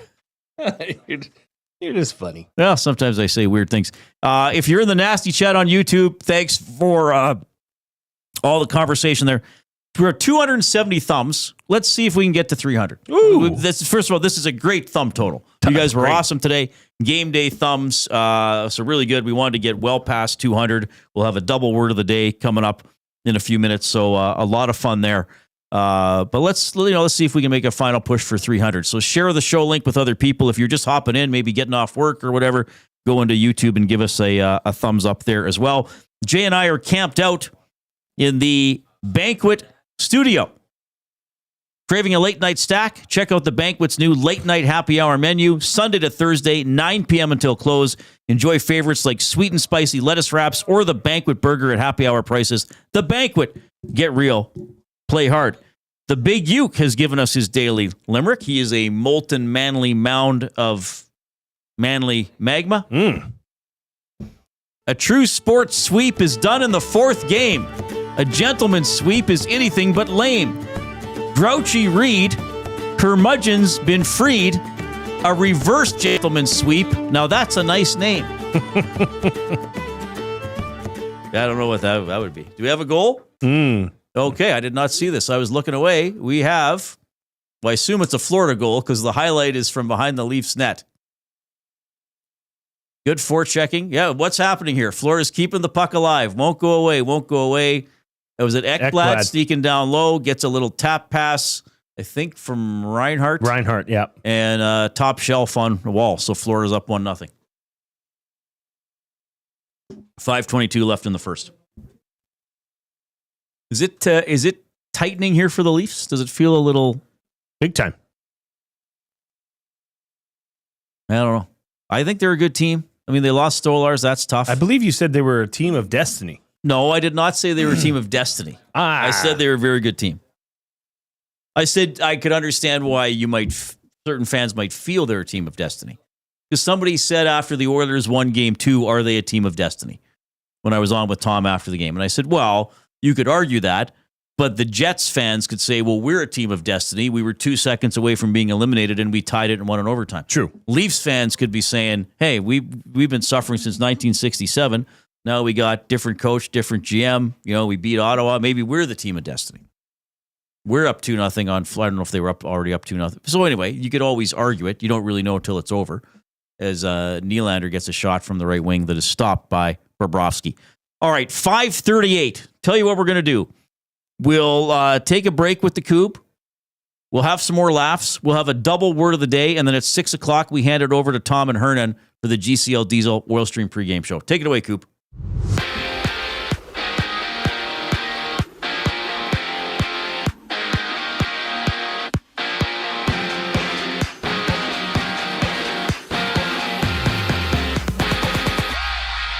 From Vegas, the Oilers can knock out the Vegas Golden Knights in Game 5. Edmonton leading 3-1 in the series. Catch the GCL Diesel Oil Stream pregame show. Tom Gazzola's on location at Hudson's Wide Ave alongside Hernan Salas as they go live at 6 o'clock to tee up the action right here on EST. And out east, the Panthers have taken a 1-0 lead off the stick of Aaron Ekblad 5 minutes to go in the first period. And the series is tied at 2 apiece, with Florida winning 2 straight games. From LA, Ken Holland has been hired as the general manager and vice president of the Kings. Meanwhile, Rick Tocchet is headed to Philly to fill their head coaching vacancy, while in basketball, the Celtics are down 30-29 entering the second quarter against the Knicks. Boston down up against the wall, down 3-1 in the series. After that, the T-Wolves look to punch their ticket to round 3 with a win tonight against the Warriors. And MLB action has Toronto and Tampa Bay runless in the bottom of the second inning, with 5 other games live, including the Red Sox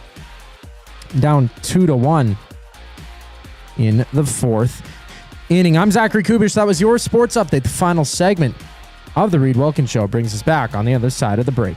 Get your fix every single game with the GCL Diesel Oil Stream pregame and postgame shows with Tom Gazzola and Hernan Salas. Whether it's breaking down the starting lineup, predicting key matchups, or diving deep into the game's biggest moments, Tom and Hernan are here to give you the best insight and analysis in the city. After the final horn, get the breakdown of every key moment, performance, and player reactions. It's your one-stop shop for all things game day. Catch the GCL Diesel Oil Stream pregame and postgame shows with Tom Gazzola and Hernan Salas, only on Edmonton Sports Talk, your clear choice for Edmonton sports. Looking for a winning strategy for your retirement? Contact me, Joaquin Gage at K4 Financial, where expertise meets dedication. I will always look for a careful approach to your retirement, ensuring your financial future is secure. From tailored strategies to clear, actionable advice, I'm here to guide you every step of the way. Don't leave your future to chance. Get in touch with me, Joaquin Gage, today at k4financial.ca or email joaquin.gage@k4financial.ca to start planning for a brighter future and a more secure retirement. Hi there. If you're like me, you like to picture yourself in luxury, even though there's absolutely no way you could afford it. And if you can, well, even better. Thankfully, I picture myself in something that is luxury, but still absolutely affordable, like the all-new Mazda CX-90 from Park Mazda. With the new luxury features like facial recognition settings and quilted detail Napa leather seating, I can pretend to be comfortable with all of my proper settings activated without even touching a button, thanks to Mitch Lewicki and the great staff at Park Mazda. I like to picture Mitch Lewicki as a ninja fighting off evil samurai. Park Mazda, your dealer for life in Sherwood Park off Y Road, parkmazda.ca. Your brand deserves more than just a whisper, it deserves a buzz. At the Hive Product Marketing, they specialize in promotional products that bring the buzz. From eye-catching giveaways to unforgettable keepsakes, they got the perfect products to make your brand stand out and get noticed. Visit the Hive Product Marketing and let them create the buzz your business deserves. The Hive Product Marketing, the official merch partner of Edmonton Sports Talk. Visit them online at thehiveproductmarketing.com.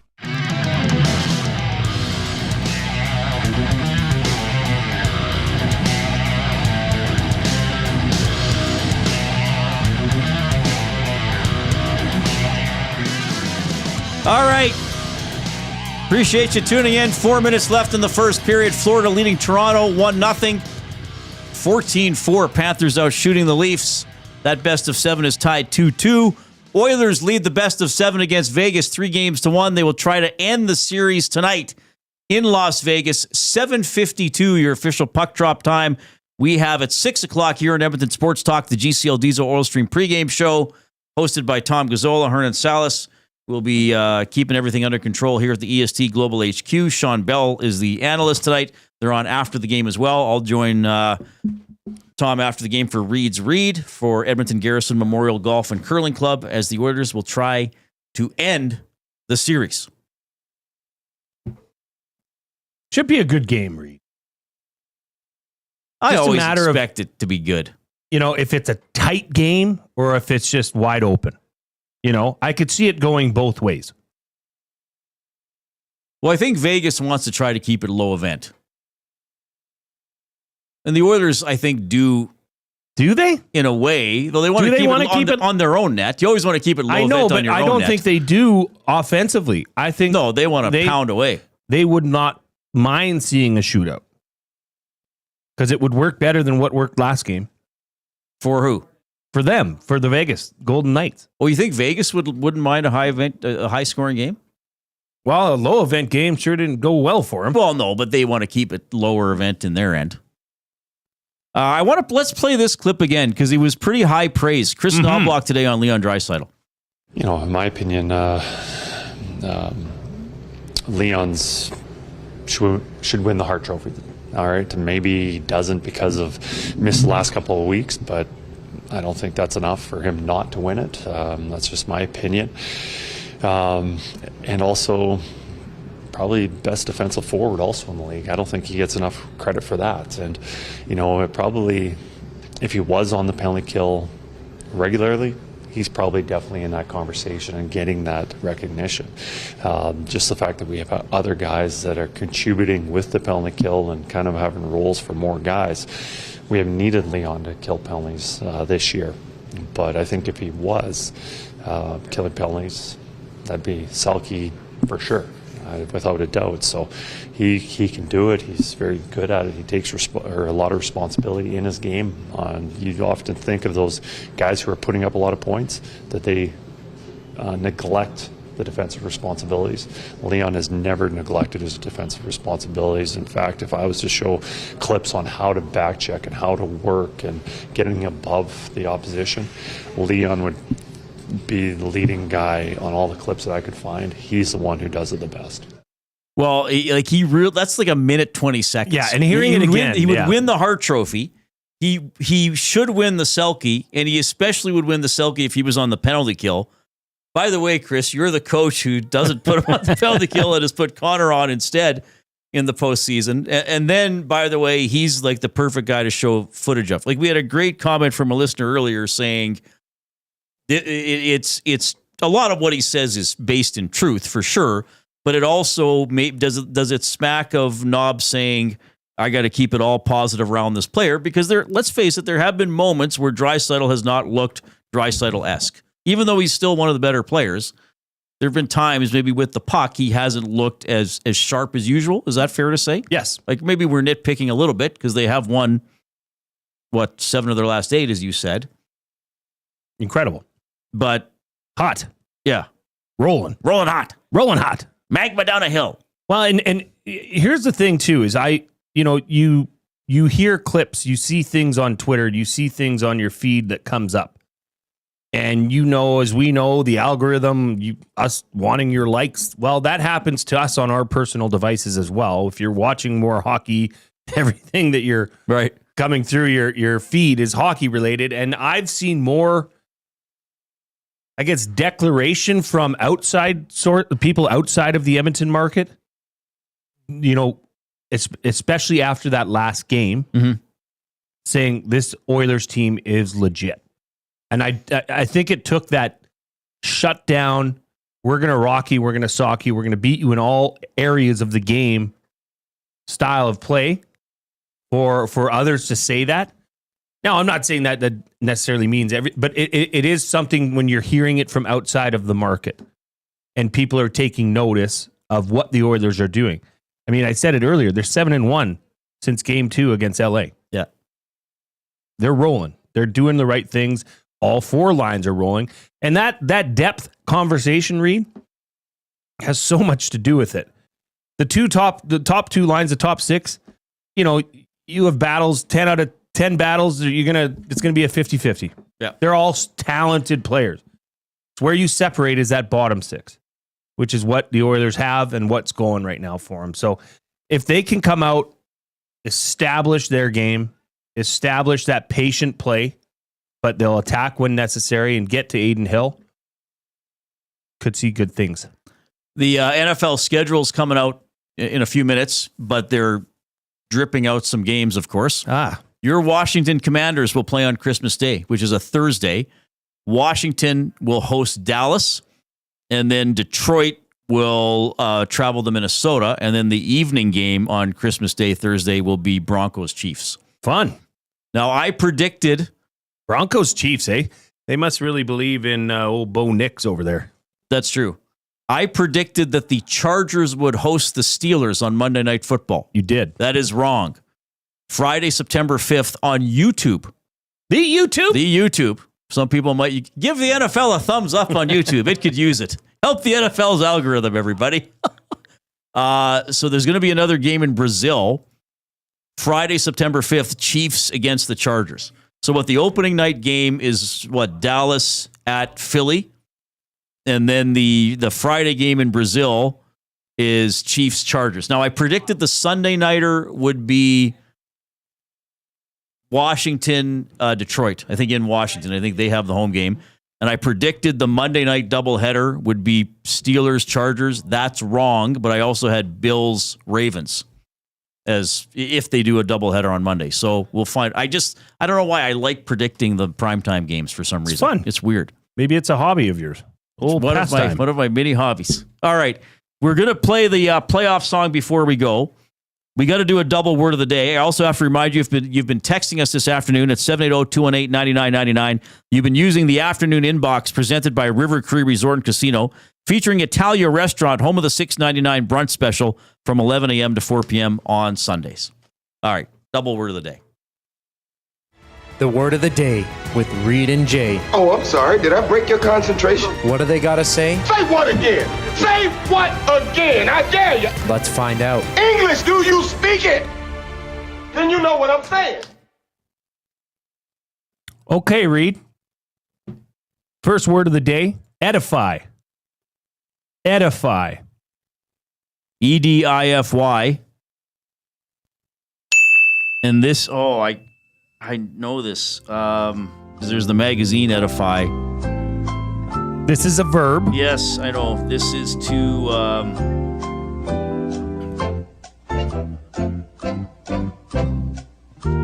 Is it to enjoy the finer things in culture, or is it specifically related to food? To enjoy Do you want me to, wait. Do you want me to use it in a sentence? Well, no, because then I lose a point. Half a point. And based off of what you just said, you might need it. Okay. A family-oriented show that tried to edify the television audience as well as entertain it.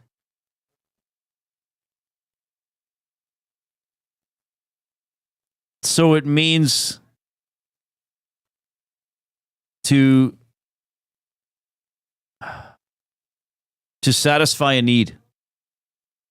No, okay.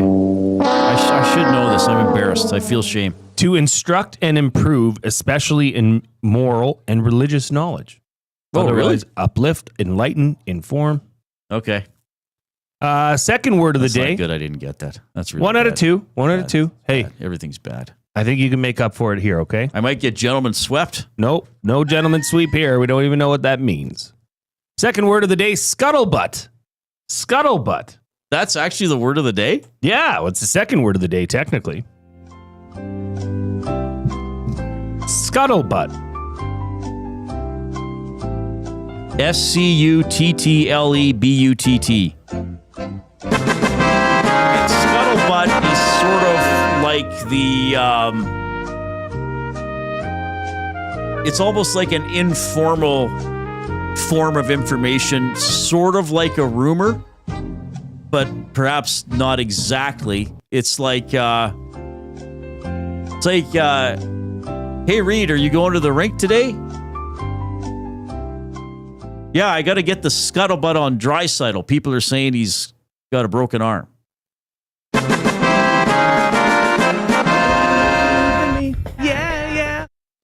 Scuttlebutt refers to rumor or gossip. In other words, talk or stories about someone or something that may not be true.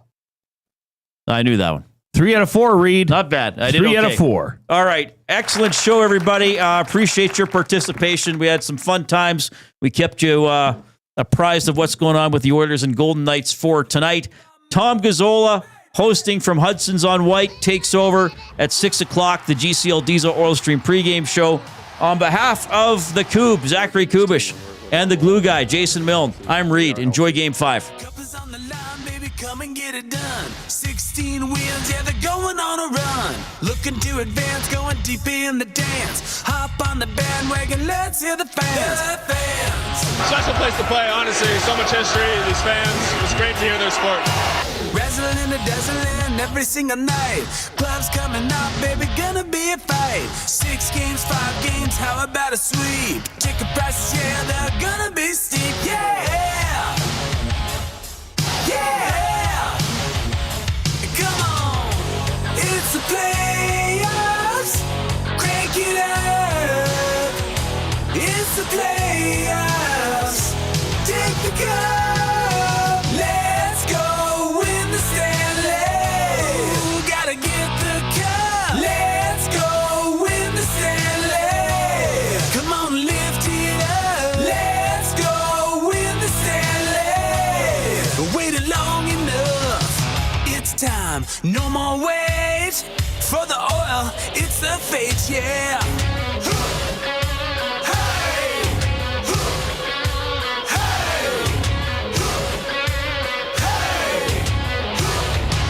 Listen, first gear, second gear, third gear, go. McDavid 97 needs a one-man show. Draisaitl, Iverson, gotta love the nude. Bruce Skinner and Picks need to be huge. Be huge. Be huge.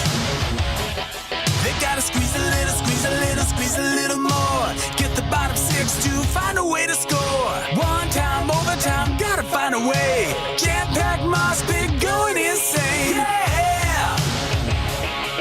Yeah! Cheer a little more!